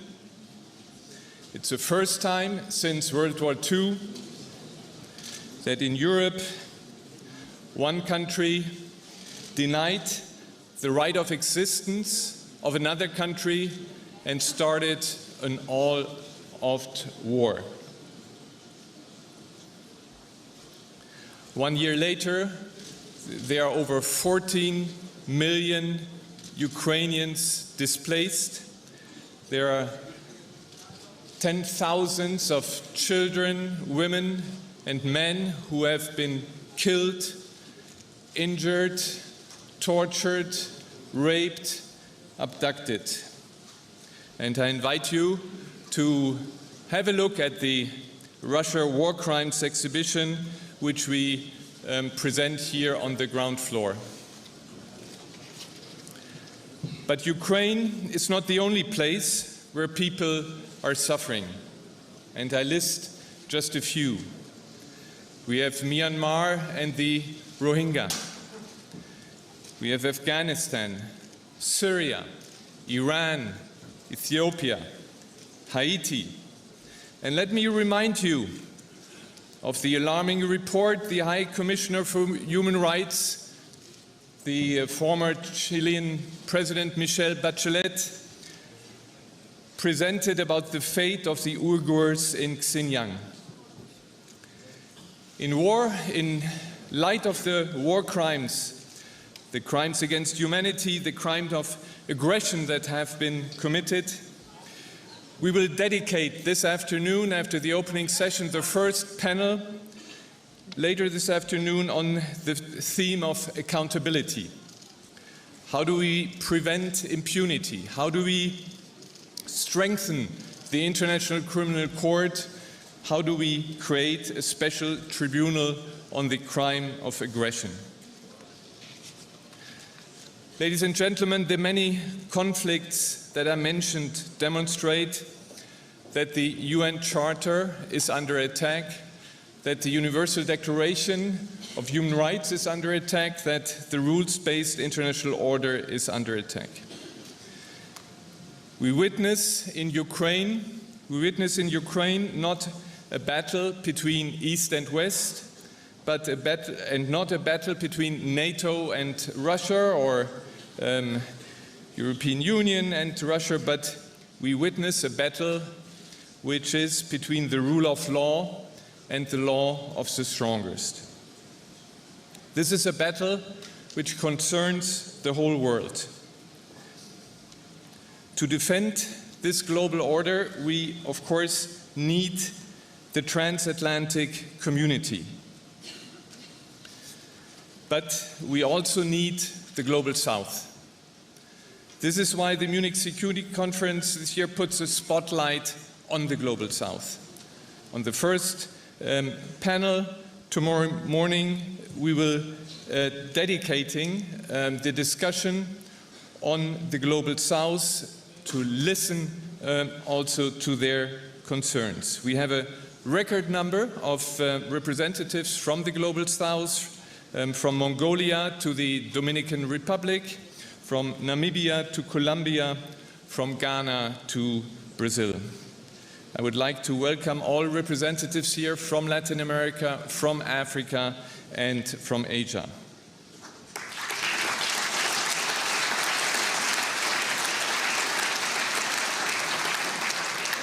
Of course, this conference concentrates on Putin's war against Ukraine.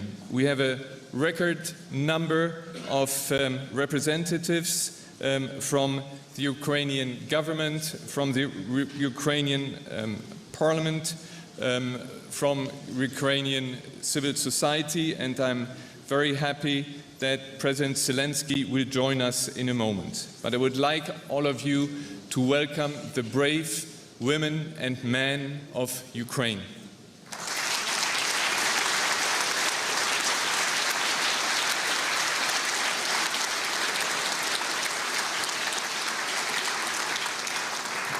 The international community will hopefully use the Munich Security Conference to coordinate the support for the independence, for freedom, for democracy, and for the dignity of Ukraine. And when we support the Ukrainians and their fight for freedom, we know that they are fighting for our freedom in Europe, for our freedom globally. I'm very happy that Chancellor Olaf Scholz and President Emmanuel Macron will be the first respondents today, and I would like to warmly welcome the German-French couple here.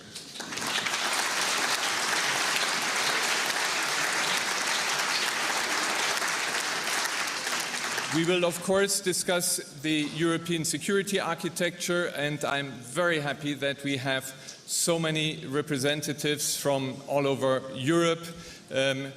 Very thankful that you all have made it from all corners of Europe. I also would like to welcome the representatives from international organizations, from the UN family, from the Secretary General of the OSCE and the Chairman in Office of the OSCE, one of the last organizations where Russia is still participating.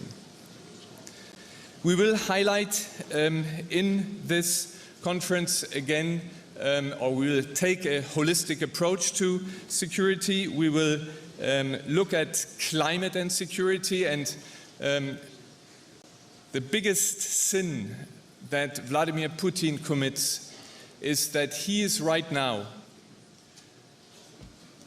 in a situation, we are in a situation, we have to find billions of dollars to support Ukraine, to buy weapons, to defend democracy, the rule of law, money that would be much better spent on the fund for loss and damage, for helping all partners to work to fight the effects of climate change. This is the most important threat that we face, and I would like all of you to look at the speech that George Soros gave yesterday in front of 1,600 young Munich students at the Munich University.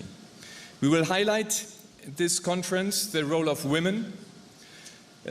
We are happy, I'm happy to announce that we are in the podiums, as I promised last year, that we'll have 50% women sitting on our podiums during this conference.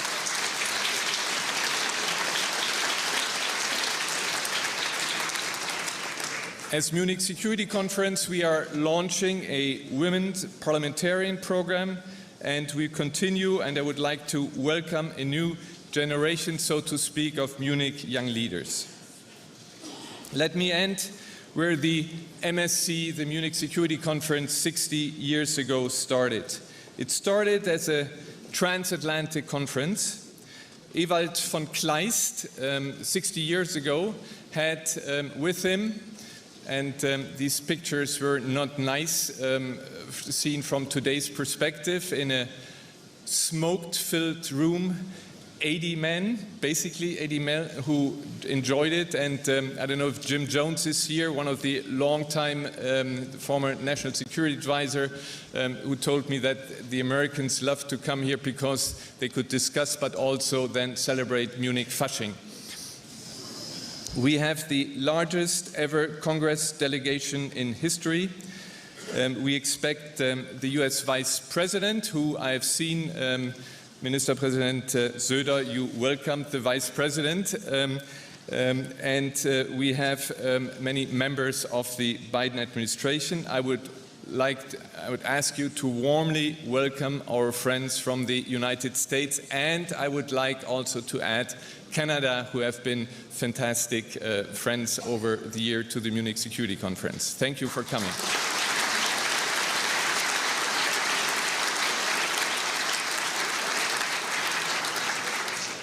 We Europeans know how much we owe you. At the same time, we Europeans also know that we have to do more. And in this context, I would like to welcome the new German Defense Minister, Boris Pistorius. You have a tall task in front of you.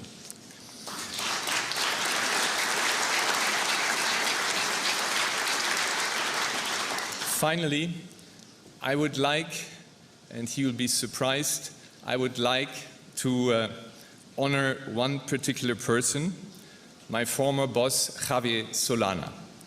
Javier Solana is a Spanish socialist, Minister of Culture and Foreign Affairs of his country, Spain, NATO Secretary General, first EU High Representative for whom I had the pleasure to work. At 80 years, Javier, you can proudly look back on your life, a life dedicated to democracy, freedom, and the defense of humanity. Javier.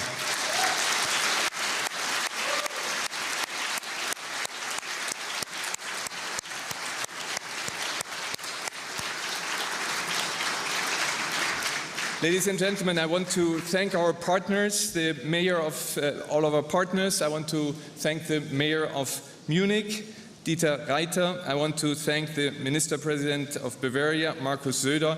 Thank you very much for all you have done for the Munich Security Conference over years. I would also like your cabinet members. We feel very much welcome in Munich, and we will, of course, stay here. We'll stay in the Hotel Bayerischer Hof. I must admit we were not successful to have it grow in size. So I lost a few friends over time who we were not able to accommodate. I would like also to thank the Bayerischer Rundfunk as host broadcaster. Last but not least, I would like to thank the people of Munich and thank them for their support and their tolerance. Ladies and gentlemen, I would now ask for your attention. Please listen to Samson Tsoy, a British pianist of Russian and Korean origin. He will play for us Schubert's Impromptu No. 2. His music is played to honor and to remember the victims of violence and natural catastrophes. Samson.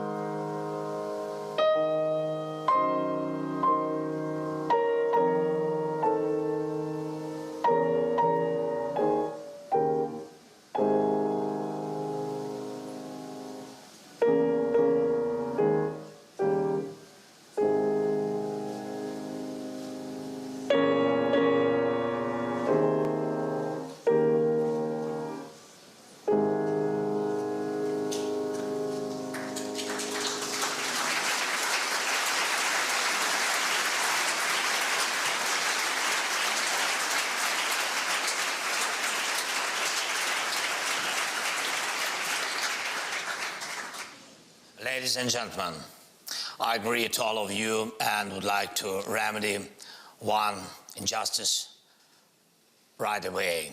This panel discussion is called David on the Dnipro. I consider it as a rightful respect to Ukraine and to everything our people are doing. But this year, determination was shown on different banks, and not only of the Dnipro, Spree, and Seine, Thames, and Potomac, Vistula, and Tiber. David is now all of us. He is a whole free world.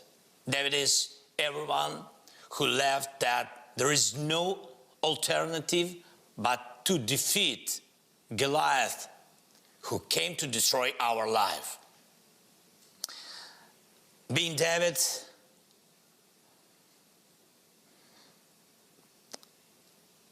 David is fighting, and we are fighting. Being David is having a sling to win. We do not have yet the David's sling from Israel, but I believe it is just temporarily.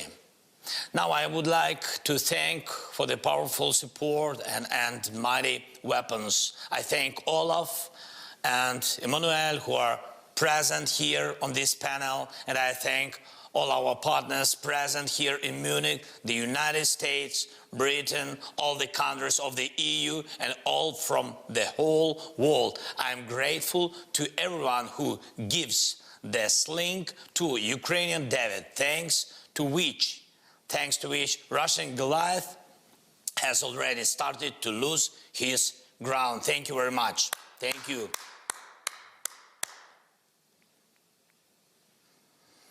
Thank you very much. We saw it last year, and he will definitely fall already this year. We can make it, all of us together, just as David did. We can make sure that there is no alternative to our victory, but then there should be no alternative to our determination, to the determination of all of us on Dnipro and on Spree, on Seine, on Thames, on Potomac and Vistula, on Tiber, Danube and Jordan, and everywhere, in every part of the world where freedom is valued more than the mercy of a tyrant. Last year, when I was here in Munich at the conference, I was looking for such common determination. Ukraine was clearly telling the world, we will fight for ourselves if Russia starts a full-scale war. I wanted to hear from the world, Ukraine, we will be with you. Unfortunately, I heard it only after Russian missiles struck our land, already after the Russian tanks started moving, already after Putin destroyed all alternatives, leaving just one. Who will win, he or us? In fact, you have already responded with the name of this conference's panel discussion. Goliath has no chances. But unfortunately, he has a potential. Unfortunately, he tries to buy additional time for his aggression, trading with the world. Unfortunately, he can still destroy many lives, many. That is why we need to hurry up. We need the speed of our agreements, speed of our delivery to strengthen our sling, speed of decisions to limit Russian potential. There is no alternative to speed, because it is the speed that the life depends on. Delay has always been and still is a mistake. While we negotiate how to strengthen our defense with modern tanks, the Kremlin is thinking about ways to strangle Moldova. While we are trying to convince that Ukraine needs modern combat aircraft, the Kremlin has already convinced the Iranian regime. The result is not only lethal Iranian drones in Ukrainian skies, but also something with which the Kremlin paid for it. Are you sure it's just money? Or maybe the world will face the enriched Iranian regime? And to what extent? 90%, 92% or 100%? And I'm sure none of us wants to let the region of Middle East and the Gulf to taste it, while we spend weeks to agree on new sanctions against Russia. The terrorist state is looking for ways to adapt to the restrictions already in place through parallel imports, shadow fleet of tankers and the like. Where shall we see the impact of this illegal profit of Russia?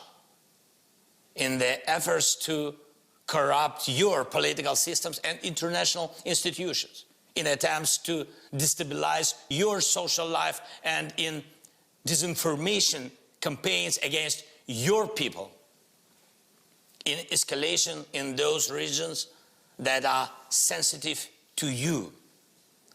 What awaits, for example, Libya, Mali, or Central African Republic while Moscow had the power? What awaits Syria? Nothing good, just like many other nations. So you will have no rest as well. So it's not just about Ukraine. The point is that Goliath must lose. And there is no alternative to this, because the Kremlin can break the security and peace of all who are now represented here in Munich. Delayed decisions of the world are a resource Putin's dictatorship lives on. It's been that way for years. The longer the talks about the enlargement of the European Union dragged on, the more destructiveness the Kremlin brought to the then gray zone between the European Union and Russia.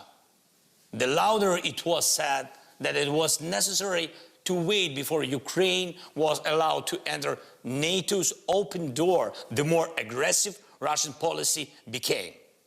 The longer the silence on Crimea, on the global agenda lasted, the more vigorous Russian revanchism became. And the more the world argued over what sanctions and when to impose against Russia, the more shameless the Kremlin's ambitions became. The longer we in Ukraine, in Europe, in the world had no unity, the more illusions Russia had.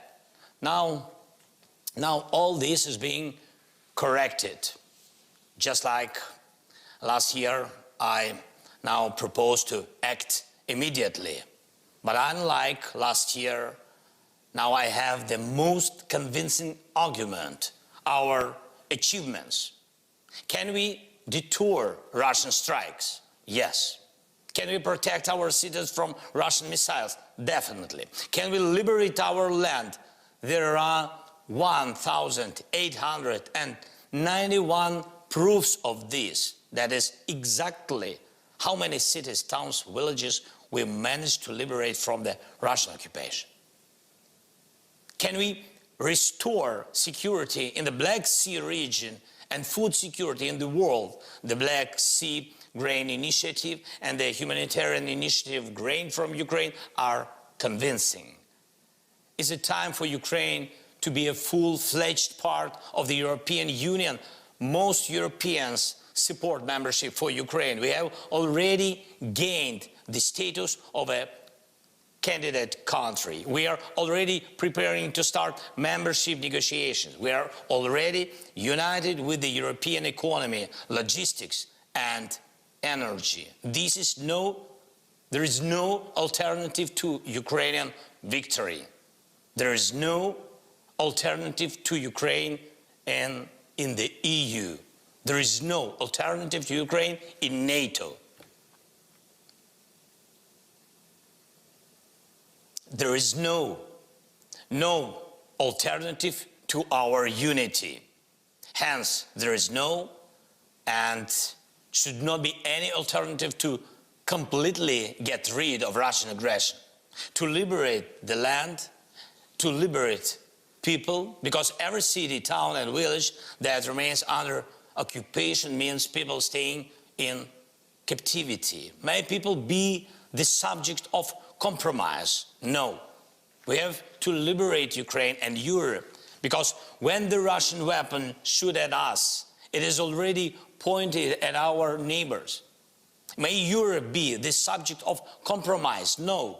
We have to liberate from Russia's aggressive potential every international institution and every sphere of the world economy, because only then there will be a chance for freedom to pass through our border further to the east.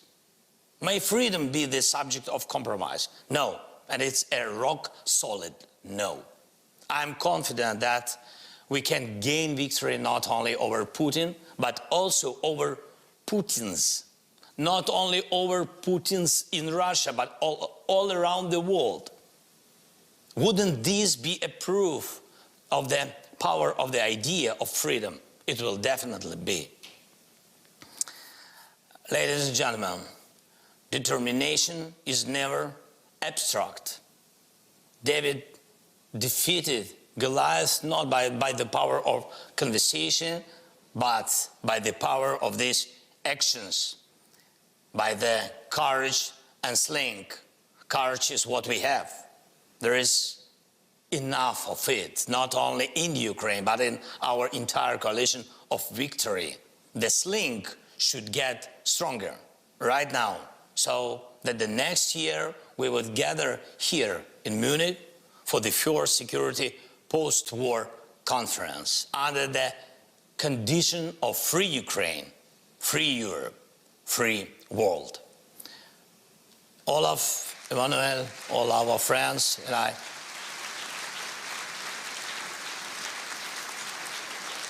Olaf, Emmanuel, yeah, all our friends, I think you've got me right.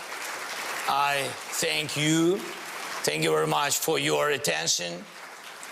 You, Davids of the free world, we united Davids shall prevail over Putins scattered all over the world. Glory to everyone who is now on the battlefield. Slava Ukraini!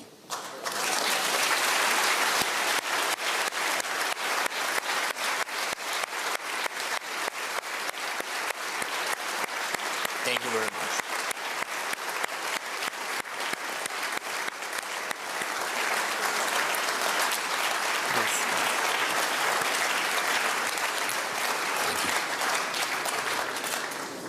Mr.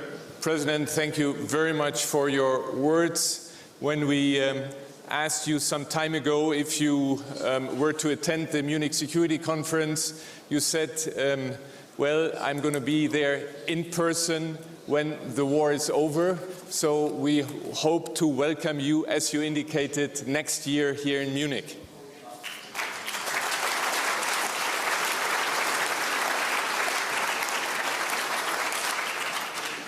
But on the same question, if I may, Mr. President, President Putin clearly counts on the fatigue of the international community and the fatigue of your country, of decrease in resilience. He believes that Russia has more staying power than Ukraine. Do you share his view?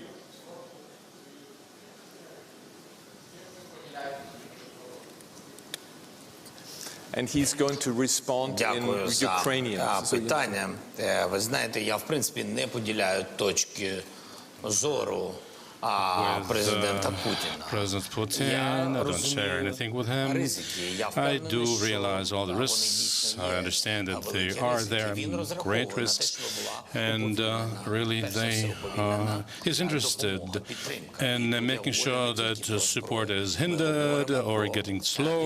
Not talking about weapons, we're talking about all aspects of support, including financial support and political support, on all floors, on all platforms, including the the UN and all the other various platforms, political support in Africa, for example, and the vision of what he's looking at of unity. So he does this last thing he wants is for the world to be united vis-a-vis Ukraine, and he has been working hard and driving a wedge between individual members of the European Union, indeed. So they don't want us to be resilient enough, as opposed to what we have demonstrated for the last year.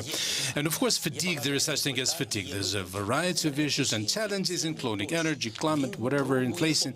And he is trying to pull them all together, lump them on the world, lump them together with the sanction policy to make them feel tired. But a lot of things happened because he started the war in the first place. So we don't have to be tired. We need to keep repeating to society and to each other, and which is the right thing to do, to keep in mind who actually started the war, why the war was started.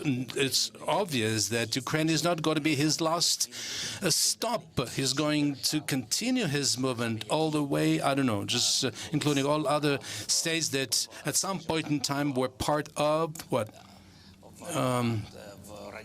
Of the Soviet bloc. So, and it's easy to understand what he's driving at.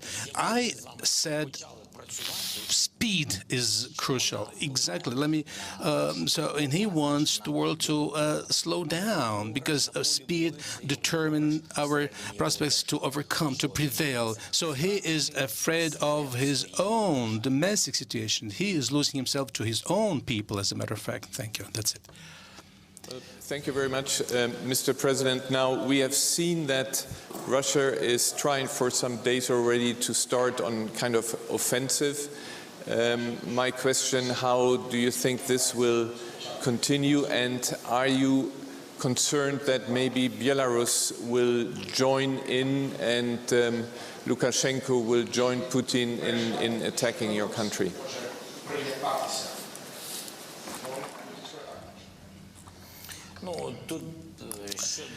Well, with regard to this offensive story, so everything is not that as complicated. They're not just, leaders of genius. I'm talking about the political military leadership of Russia. They are trying to try the waters, to try to see, to identify some vulnerabilities in our defense system, and they're looking for support. So therefore, they target civilian facilities, energy networks, and those strikes are not accidental. They are trying to provoke chaos, and they have been working on this, and they've been looking for any vulnerabilities on our side. So they're looking at the southern part of our country, and non-stop. They have been actually operating non-stop all the way through across, along the whole year.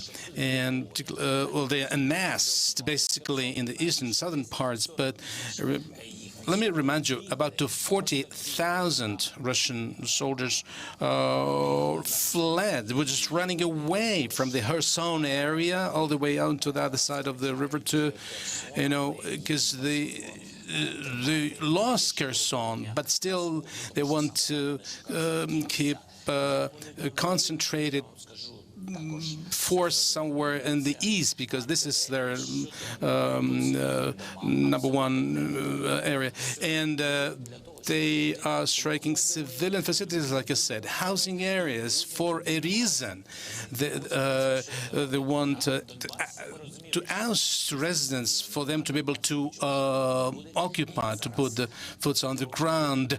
Speaking of the Donbass, unfortunately, the infrastructure has been completely destroyed, and as Hitler used to operate during the Second World War, right, relying on aviation, shelling and bombing, right? This is what Russia has been doing, so no surprises.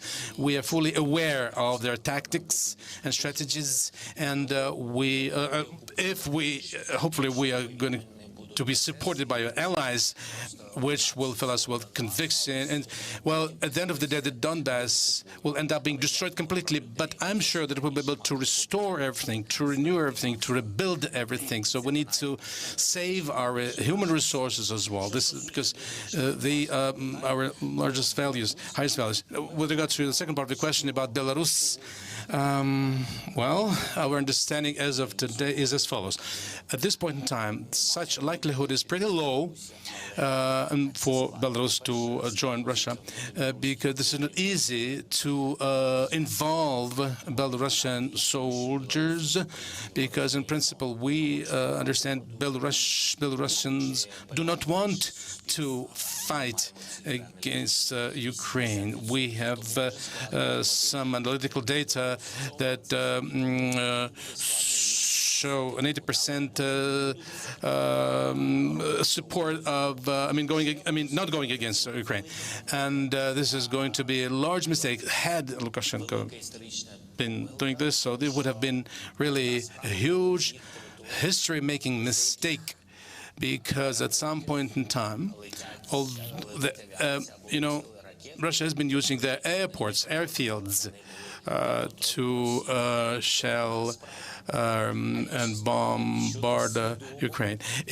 Maybe this has been done without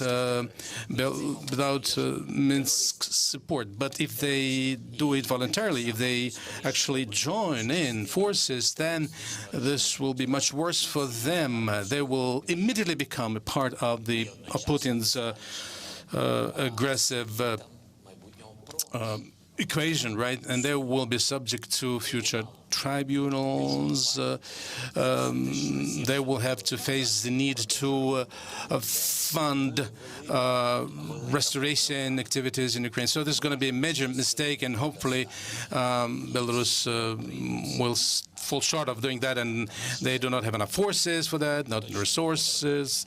And if they do attack us, so chances are that their soldiers will fall and will remain in our soil without being able to return. So we are defending ourselves, and they're thinking of attacking us. Thank you very much, Mr. President. My last question is about the future of your own country. You have demonstrated within Ukrainian society a lot of internal solidarity. My question is, will this unity, which I think is very, very important, will this continue after the war, and also on if I may say this, on the endemic corruption that we witnessed in your country before? Do you think that this endemic corruption will be pulled out by its roots for good?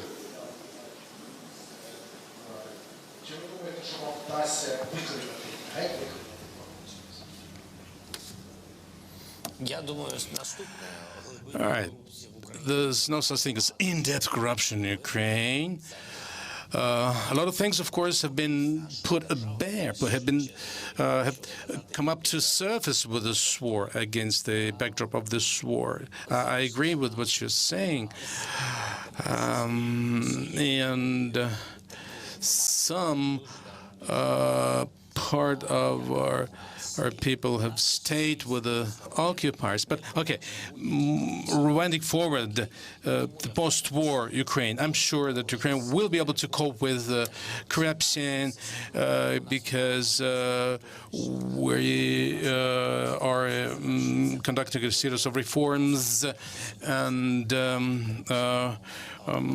we have a specialist anti-corruption agency, and I'm about to appoint a new leader, and next month, in fact, this process will be completed. So regardless of the war, we are reforming ourselves. We are fighting corruption, and but again, during the war, of course, corruption is always there, because war is sometimes used as a source of illicit incomes, as you know. But hopefully this is going to end pretty much soon, and we'll cope with corruption after that. Thank you very much, Mr. President, and I think I speak for everybody when I thank you for your intervention this afternoon, and we wish you and your people good luck, and we'll do everything also here at the Munich Security Conference to really support behind your cause. You are defending our freedom as well. So thank you very much for being with us. Good luck to you, Mr. President.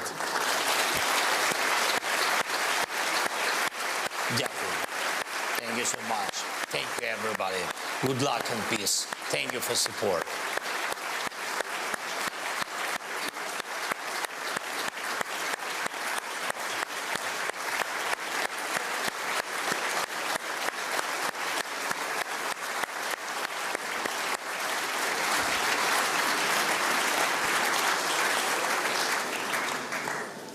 Yes, ladies and gentlemen, I ask you to keep on your headphones, because now it's a great pleasure and honor to welcome for the second time in a row to the Munich Security Conference Chancellor Olaf Scholz.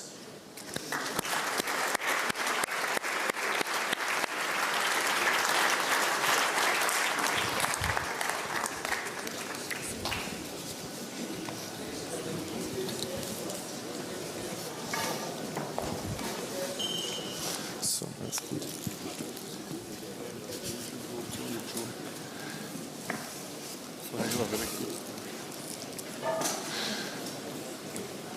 Super.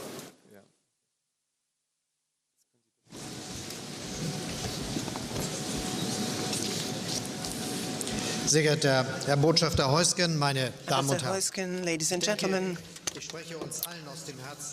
I'm certain I speak on behalf of everyone when, after this speech of President Zelenskyy, I first of all respond to him. Volodymyr, we would have loved to have you with us today, because Ukraine belongs here, at our side, in a free and united Europe.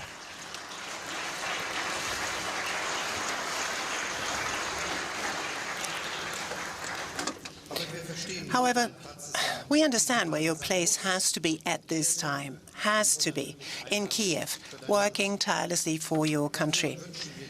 And for that, we here in Munich wish you continued strength and confidence.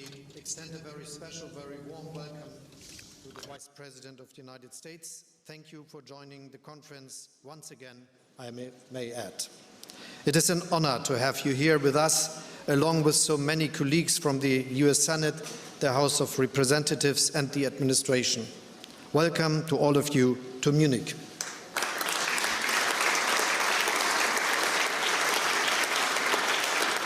Ihnen, lieber Herr Ischinger, war es immer ein Anliegen, dass Mr. Ischinger, it was always important to you to ensure that this conference was not just about giving speeches, but that the participants entered into a dialogue with each other. And Mr. Heusgen, I know that you set great store by that too. So I'd therefore like to confine myself to a few points to, as it were, kick off our discussion. First of all, Putin's revisionism will not prevail. On the contrary, Ukraine is more united than ever.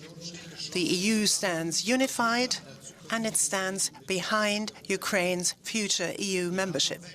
NATO is growing. It is gaining new members. And at the same time, thousands of young Russians have paid the ultimate price for Putin's war with their lives, and many others have turned their backs on their country.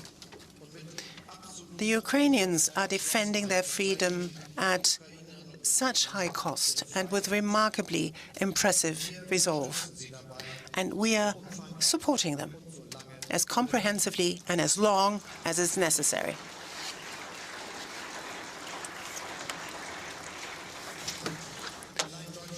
Germany alone provided more than 12 billion euro to assist Ukraine last year. We've taken in more than 1 million Ukrainian refugees, granting them full access to our labor market, to our schools, to our universities. We're supplying state-of-the-art weaponry, ammunition, and other military goods, more than any other country in continental Europe. That not only meets the, and it has to be said, justified expectations of our partners and allies, we're also assuming the responsibility which a country of Germany's size, location, and economic clout has to shoulder in times such as these. In so doing, we have broken with decades-long principles of German policy. For example, the maxim that we don't supply weapons in a war such as this and in an area such as this. I understand if some people here in Germany are concerned and question our decisions, and I want to say to them that it's not our arms supplies which are prolonging the war. The opposite is true. And that brings me to my second point. The sooner President Putin realizes that he cannot achieve his imperialist objective, the greater the chance that the war will end soon with the withdrawal of Russia's occupying forces.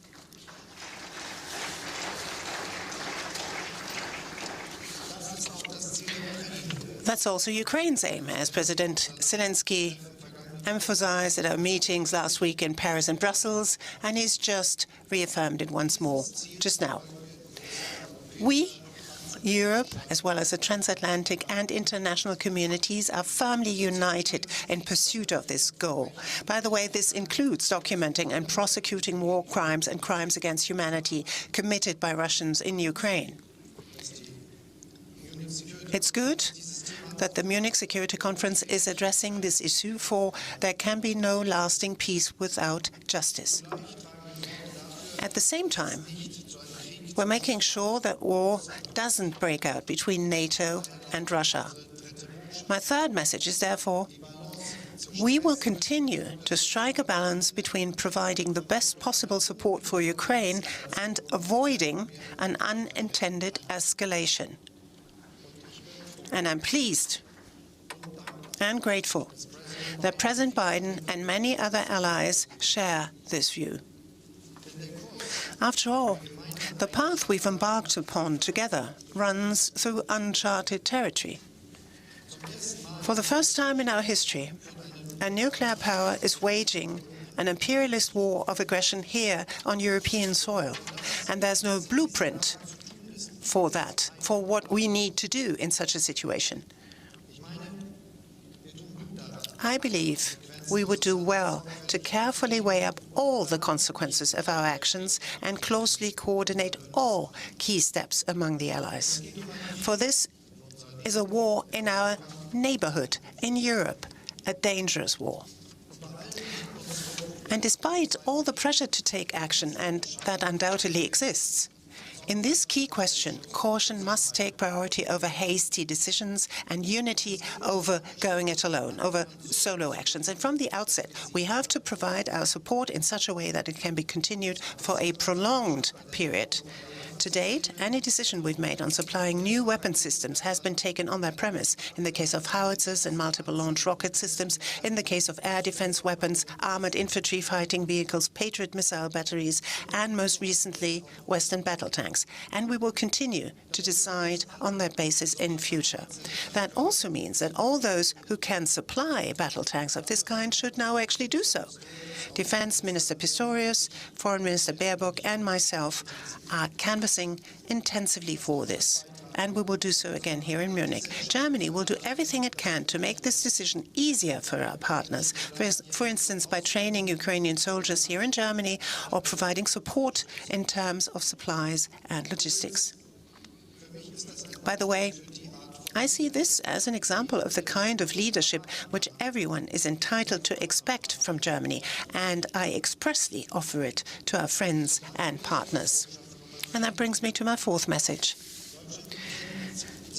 Germany is committed to living up to its responsibility for Europe's security and that of NATO allied territory without any ifs or buts. In previous years, it has often been said from this platform that Germany has to live up to its responsibility in the security policy sphere, and I share this view. I not only share it, we will indeed fulfill our responsibility by providing an additional brigade to protect Lithuania, by assisting Poland and Slovakia with air defense and air policing, by protecting critical infrastructure in the North and Baltic Seas, and by leading NATO's very high readiness joint task force and keeping 17,000 troops on standby to that end. In order to accomplish that and more in the future, we are putting an end to the neglect of the Bundeswehr. We've laid the foundation for this by creating the special fund of 100 billion euro for our armed forces. To realize this, we amended the basic law with the support of our country's largest opposition party.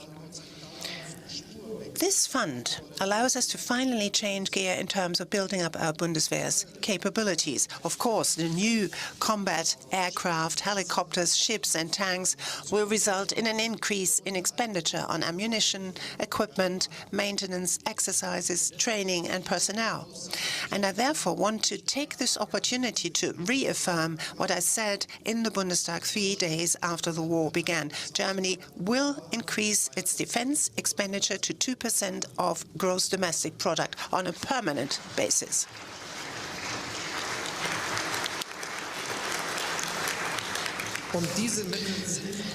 In order to invest this funding in a meaningful and sustainable manner, we need a high-performing, competitive arms industry in Germany and in Europe as a whole. Therefore, my fifth point is the European Union must pull together strategically when it comes to arms policy. We must all work in the same direction. We're developing the future combat air system together with France and Spain, and the main ground combat system with France. And we're also making progress in the joint development of European capabilities.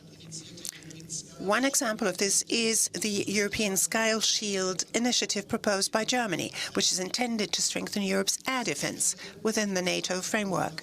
These are steps towards a Europe of defense and armament, as I outlined last year at Charles University in Prague. They are also steps towards a Europe more capable of taking action in geopolitical terms, towards a Europe which is also stronger and as an ally in the transatlantic alliance. That also means doing more to resolve conflicts in our neighborhood. This is the purpose of the European proposal initiated by President Macron and myself on an agreement between Serbia and Kosovo. And I hope that Belgrade and Pristina will grasp this historic opportunity in the interest of stability in the Western Balkans and throughout Europe. Further steps must be taken to consolidate a geopolitical Europe. After all, security cannot be achieved through military strength alone in our digital, technological, and globalized world. And that's why my sixth point is, for us Europeans, and I'm ultimately talking about all open and democratic societies like our own, it's absolutely crucial that we become more resilient overall. That will not be achieved by deglobalization, not by turning our backs on the world. That would indeed be a betrayal of our own values, as well as an ill-advised decision economically. Rather, it can only be achieved by ending one-sided, risky dependencies and making our political and economic relations broader and more robust. We Germans know what we're talking about. After all, we in Germany ended our dependency on Russian energy during the course of the last 12 months. That required a huge effort.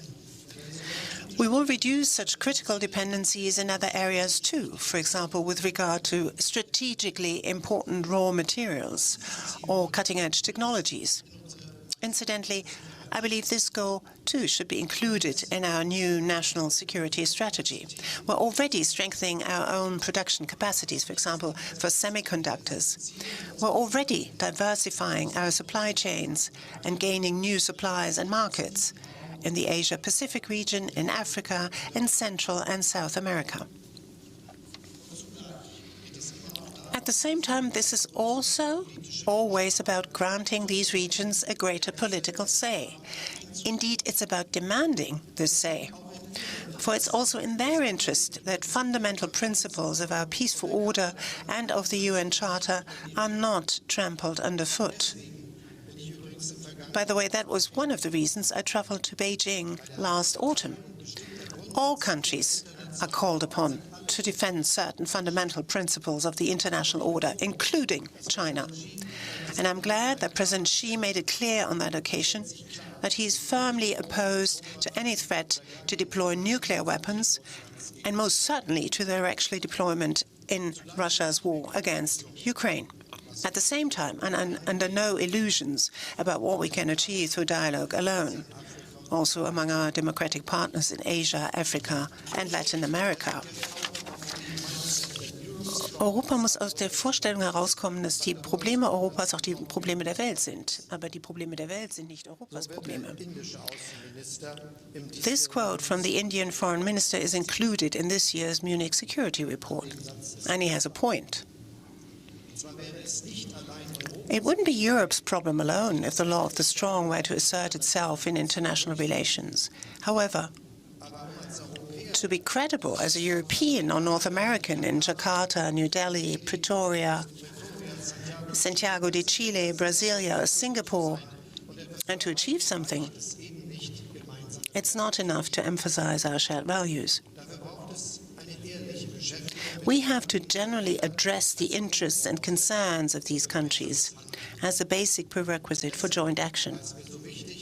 And that's why it was so important to me to not merely have representatives of Asia, Africa, and Latin America at the negotiating table during the G7 summit last June. I really wanted to work with these regions to find solutions to the main challenges they face: growing poverty and hunger, partly as a consequence of Russia's war, as well as the impact of climate change or the COVID-19 pandemic. And that brings me to my seventh and final point.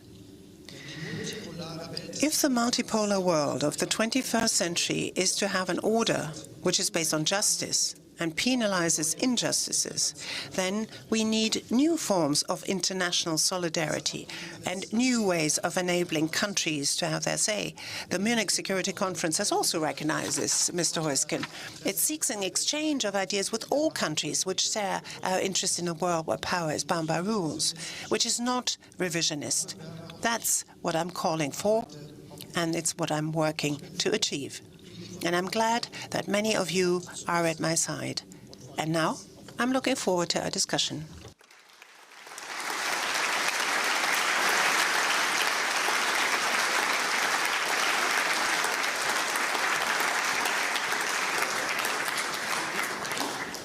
Ladies and gentlemen, please welcome to the stage Chief International Anchor of CNN, Christiane Amanpour. Thank you. Mr. Chancellor, this time last year, I had the privilege of sitting here with President Zelenskyy.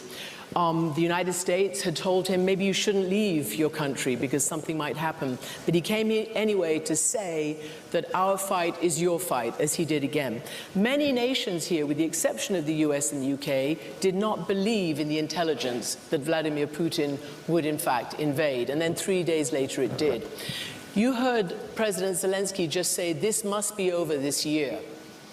Do you share that belief that it can and must be? I think this is really a very brutal war. It is the imperialistic approach of Russia to conquer the whole Ukraine still, or big parts of it.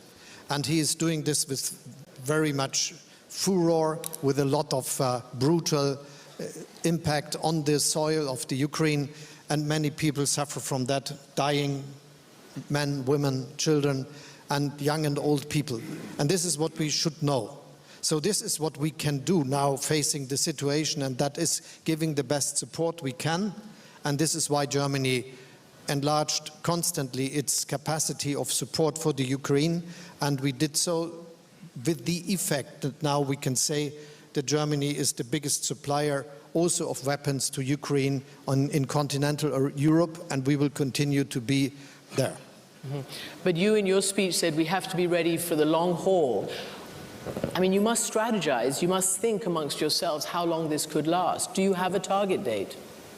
I think it is wise to be prepared for a long war, and it is wise to give Putin the message that we are ready to stay all the time together with Ukraine, and that we will constantly support the country.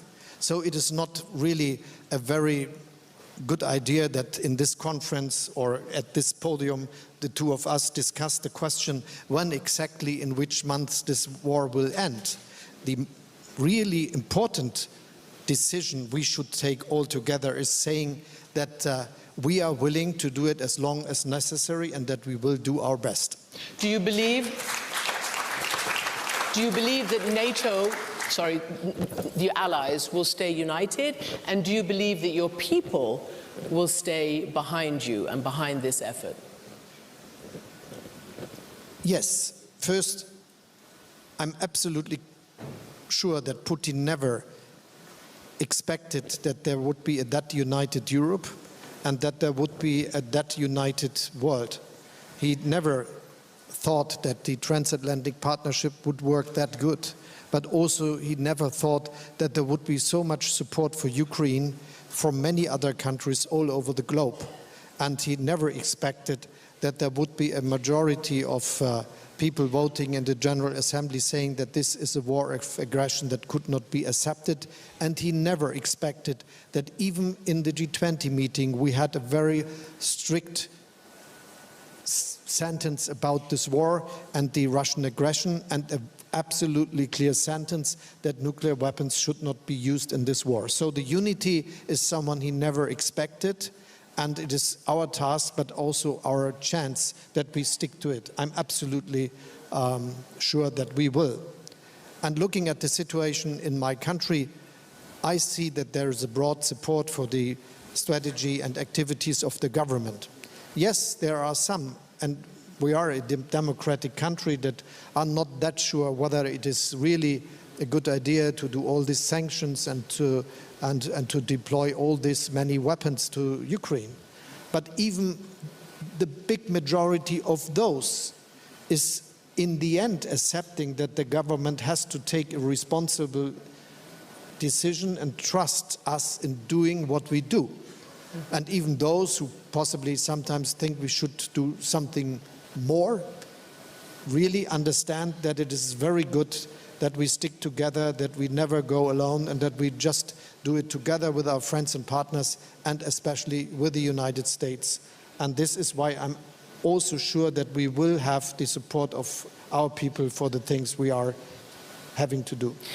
Obviously, one can't put a date on the end. However, it does depend, I suppose, on the amount of help that you send and the speed with which you send it.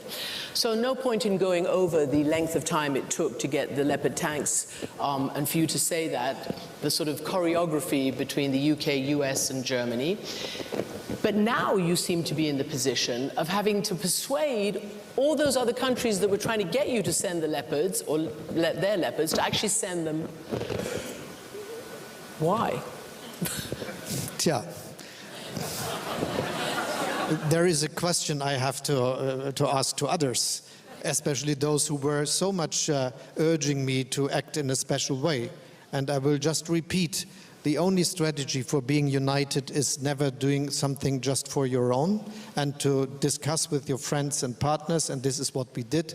And I'm really appreciating very much the strong alliance with the United States in this case. It is very good that we did a lot, and not just the last step, together. And I'm sure we will continue to be together in this very difficult case. When will they get there? When will the tanks get there, yours and the others? So we are working, the Minister of Defense is here, he's working very hard to make it happen, and the industry is doing the same, so that we are able to deploy the first Leopard tanks very soon, and also with trained soldiers. This is what we already started. And we are doing so also in giving training and support for all the maintenance which is necessary, and ammunition to other parties that will join.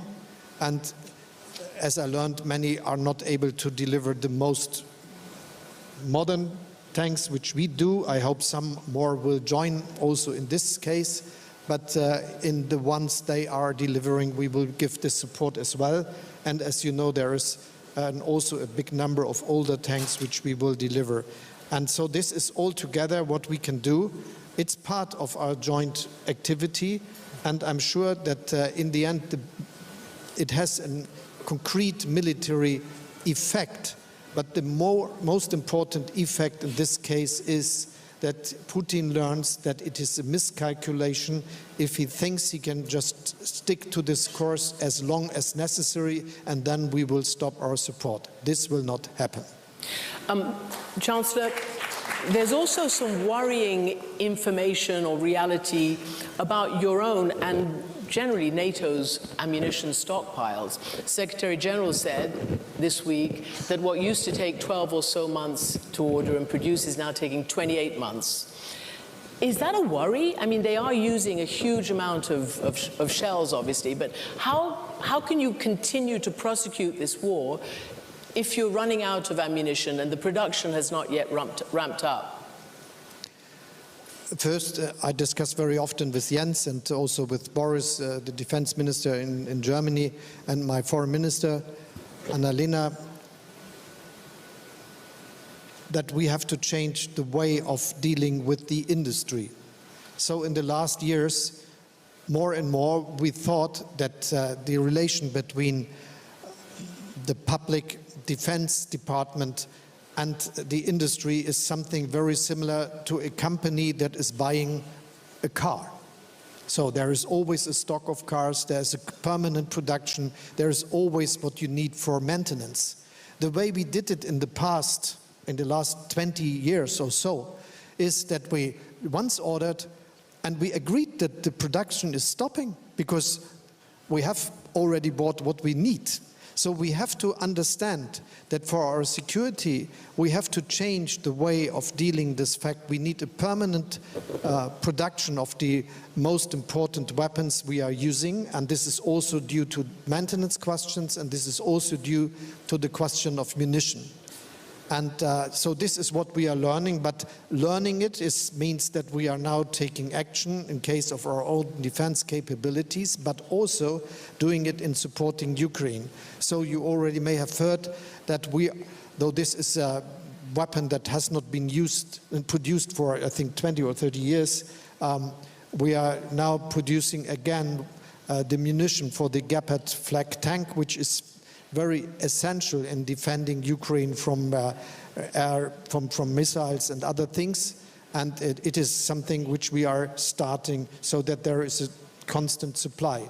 We also discuss what we can do for achieving the chance that the munition that works with the tanks that are in use in Ukraine, mostly of Eastern and Russian origin, could also be continued. And there are a lot, and I see them, of our Eastern partners who could be very good partners in creating the production in this case. Okay. So we are willing to do our best that a permanent supply is feasible.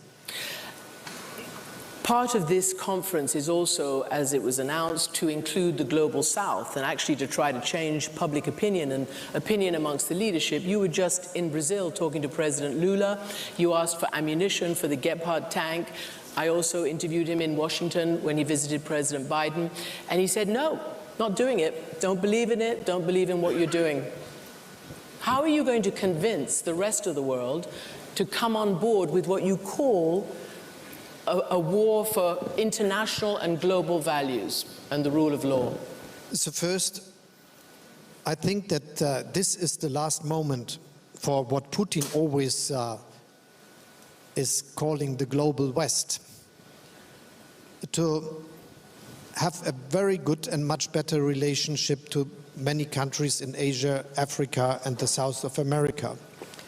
I'm completely convinced that if we look from the world from the perspective of 2050, it will be a different world with many powerful nations in Asia, in Africa, and the South of America. And this is obviously Indonesia and India, if you look to Asia, but also our good friends we already have in Japan and in Korea, but look at Vietnam, look at Malaysia, look at the Philippines, look at Thailand. There are many countries that could be good partners for us if we are dealing with them, and this is what we should do. And this is the same with Africa. I just want to repeat that it's very good that we have a good relation with South African Republic, that we have a good discussion with Senegal as the leading country of the African Union today. But I would just remember you that Nigeria will have, as some people are telling us, 500 million inhabitants in the midst or near the midst of this century. And if we go to the south of America with Brazil, with Mexico, with many other countries there, they will be strong and they will not accept that a country, even a country coming up now, will give them advice. This will be definitely a multipolar world. And the task we have today is to make very sure that this multipolar world is not a world which is not accepting the rule of law in the relation between countries, that revisionism is never accepted, which is what Putin is doing, and that we have, though we do not all agree on the way of governing our countries, agree that the habeas corpus, the integrity of a person, is something that is also accepted by those countries who are not democracies, like, for instance, Germany or France or UK or the United States. And this is the one thing we have to do. And this is why I invited many of them to this Elmau meeting in G7 in Germany. And this is why I think that we should not underestimate the situation. It was Brazil, it was South Africa, it was Argentina, it was Indonesia, it was India, and many others that made it feasible that we had that strong decision in G20 saying that this is an aggression and saying that nuclear bombs should not be used in this war. And we have them as partners, those who already decided on the General Assembly together with us, but also those who did not haven't done this, but who are absolutely clear about the aggression. And just, you mentioned Brazil, Lula was and is absolutely clear, saying this is an imperialistic aggression by Russia and nothing else. Yeah, but he also gives a little, he also says it takes two to tango, and he puts some of that blame on Zelensky. In any event, let's move on, because we're going to get some questions in a moment. But first, the tanks were like, no, yes. Are the planes going to be no, yes? And what are you going to talk to President Biden about when you go to Washington to meet him soon? So we have a very good friendship, and it is not that we have public debates, but we have a lot of debates where we work on the questions on the table. And it is something that only works if we do not tell you before what we will do, and afterwards possibly also not all. So we have to do something and have to deal with some questions. And as you know, I think some questions before you asked me, you were deciding to send combat tanks. What? And now you have to convince others. But though you did this, you now ask me about another question which is not on the table, which is not on the agenda, where there's no need for discussing it. I think we will have to do a lot for making feasible that now a broad support for the things we already delivered for the battlefield on the ground, and which will be important, and we will continue to do more of what we already did and to get many countries joining us. Okay. Thank you very much, Chancellor. And apparently we don't have any time for questions. Sorry, but it's moving a little bit faster than I imagined, or slower. And President Macron's coming up next. Thank you.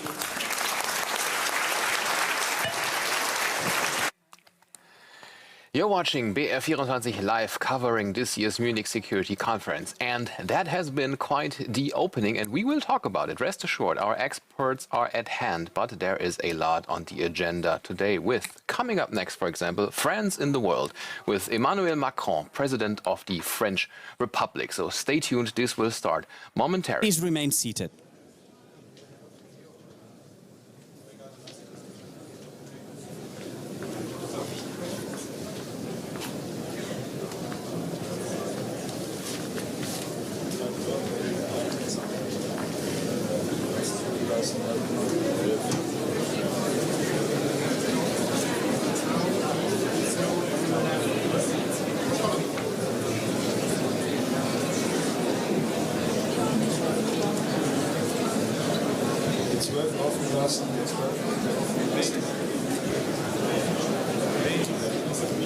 Ladies and gentlemen, the program will continue momentarily. Please remain seated.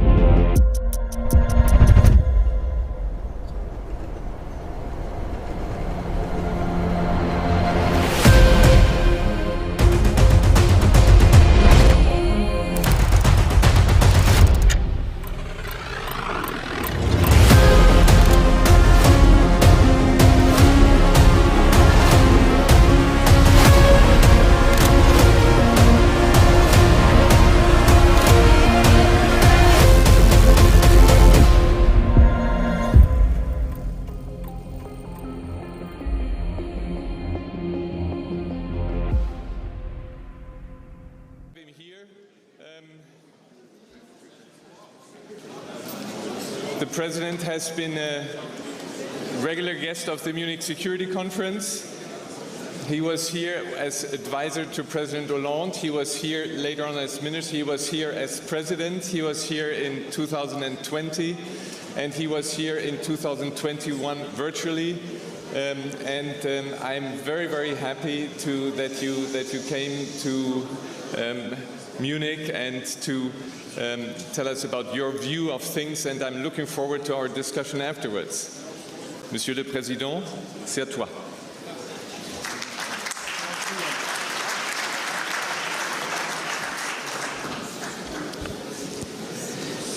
Mesdames et messieurs les chefs d'État et de gouvernement, mesdames et messieurs les ministres, mesdames et messieurs les directrices, directeurs généraux d'organisations internationales, monsieur le secrétaire général, mesdames et messieurs en vos grades et qualités, parce que je ne reconnaîtrai pas tout le monde ni dans la salle ni dans les escaliers. Je sais qu'il y a aussi beaucoup de parlementaires, de chefs Unfortunately, I d'entreprise. Merci cannot d'être là. welcome each and every one of you here in the room.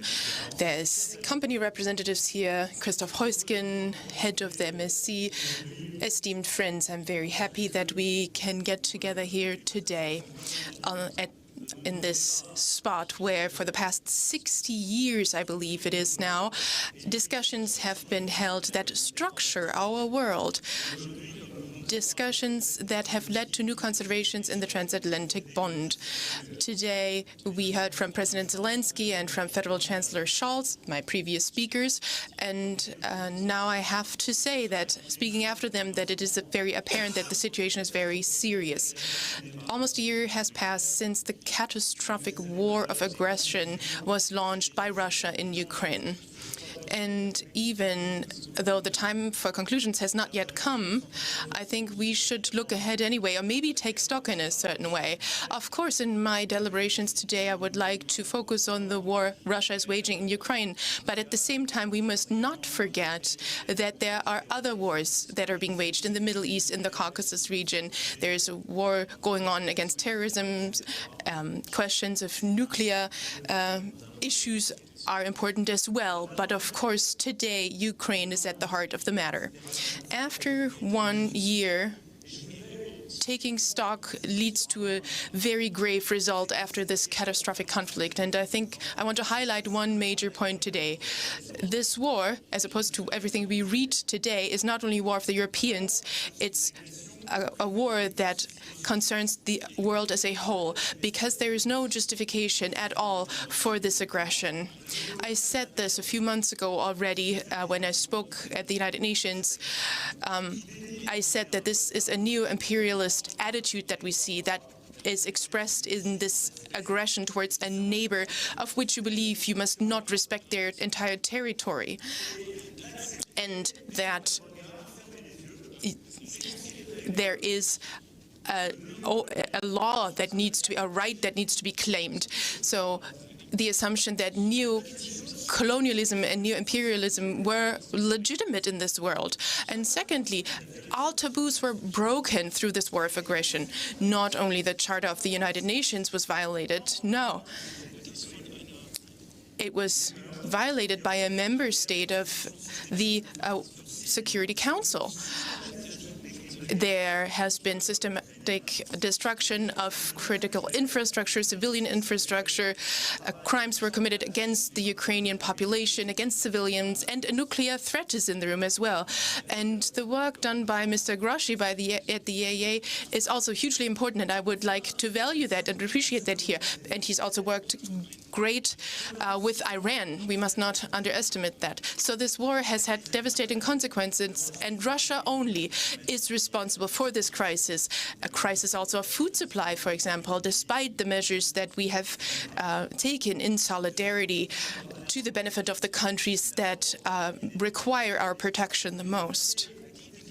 Those who believe that this is a European matter, well, to those I say there's only one aggressor and only one party that was attacked. This is clear, and we must not want a stable international organization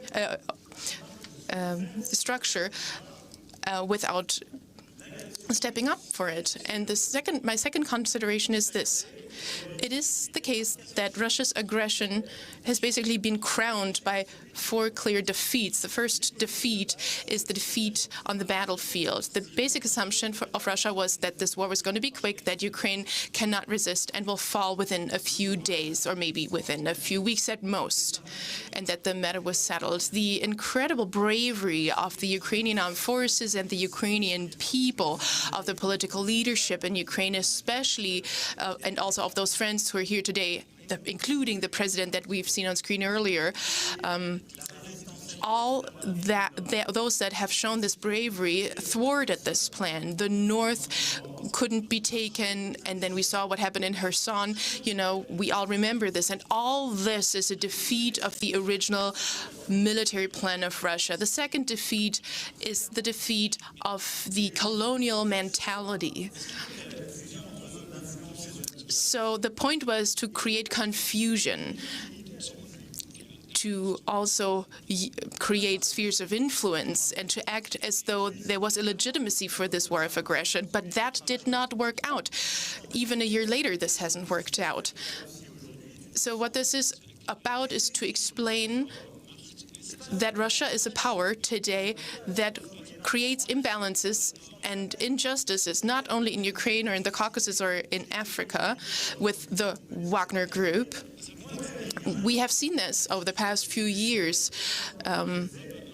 We have seen how Russia proceeds, and I talked to President Putin about a year ago, and back then I believed him in a way when he told me that the Wagner Group doesn't belong to him.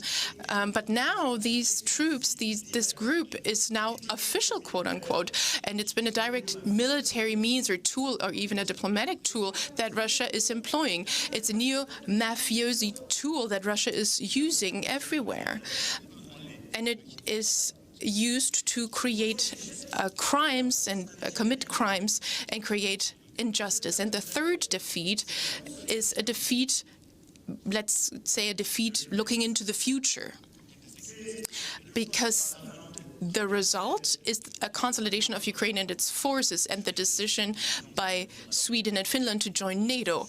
And I would like to tell the representatives here how much we support them, the representatives of these countries. We want more international cooperation. There is a lot of mistrust towards Russia that has taken root, and self-defense has become more important. But now in the Caucasus, how can we assume that the challenge there can be solved by Russia, by a state that is so neo-colonial in its behavior? I was reassured by the president there that this is not the path to go down. And the fourth defeat concerns me. President Putin wanted to give Russia what supposedly it wanted, which is acclaim in the world. So how could Russia be happy with just being an exporter of raw materials and not being a nation that is important in the world? How can Russia just be a medium-sized power that causes mistrust from all its neighbors? But that is now what the situation is. 2 years ago, I shared this exact view here. Nobody can change the geography of Russia. Russia will always remain a part of Europe, geographically speaking, and nobody here in this room can solve this dilemma that there is no complete and long-term peace in our continent as long as the Russian matter has not been solved in a reasonable fashion and without complacency. But we have to continue in this spirit, and we have to take this seriously. And this is what I have been underlining time and again. Once the conflict had started, we must not be naive, show unity, act vigorously, and pursue dialogue as well, wherever it is possible. But at the moment, the hour of dialogue hasn't come yet because Russia chose war. Russia chose to even intensify this war. Russia has decided to attack civilian infrastructure and to commit war crimes. For the short term, the solution is simple. Russia must not and cannot win this war, and Russia's attack must fail.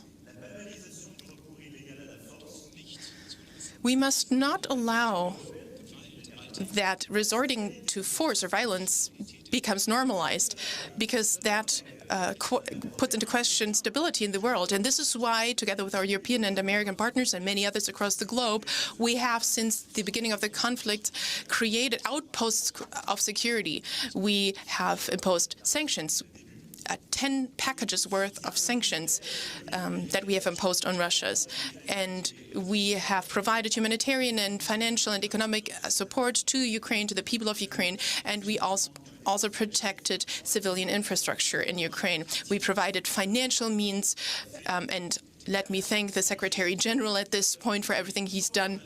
And every time France has pursued the path of the greatest value added for Ukraine, for example, by supporting air defense and sending artillery and also training Ukrainian armed forces. At the same time, we also made sure that the Ukrainians can be protected, but also Romania and Estonia, for example. We are helping to strengthen and bolster the defense of the eastern flank of NATO. But also we're present in the Mediterranean Sea, and we have joint maritime groups there too. And that, as a matter of fact, since the first days of the conflict. Also, there was always the question whether this conflict would spread into Romanian territory.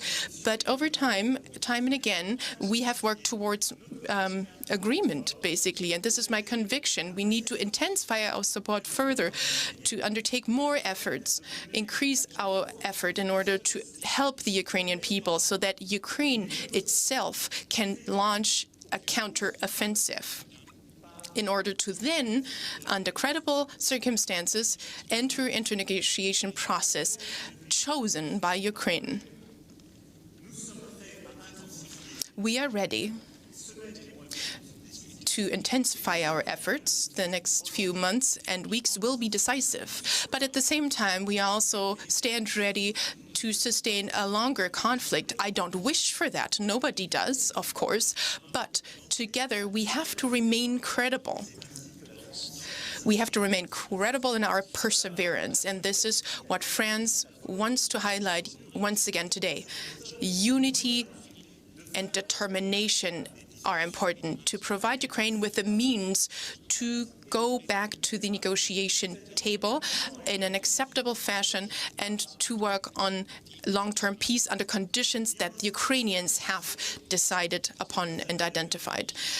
And in this context, I would like to call on all our European friends today. Based on the convictions that I've just shared with you, my first call on you, my first appeal to you is this: we need to invest more in defense. If we want peace, we need the means to achieve it. France, in this regard, is putting in its fair share. So in November, we passed the strategic compass, and now we are working on a new report for defense for the 24 to 2030 time frame. We will provide a significant number of euros to support those efforts, and we have to do more as allies. But rearming ourselves also means that we need to strengthen the European defense technological and industrial base, and all the means that we have developed recently through the agenda of Versailles a year ago need to be reinforced as well. We need to continue on this path.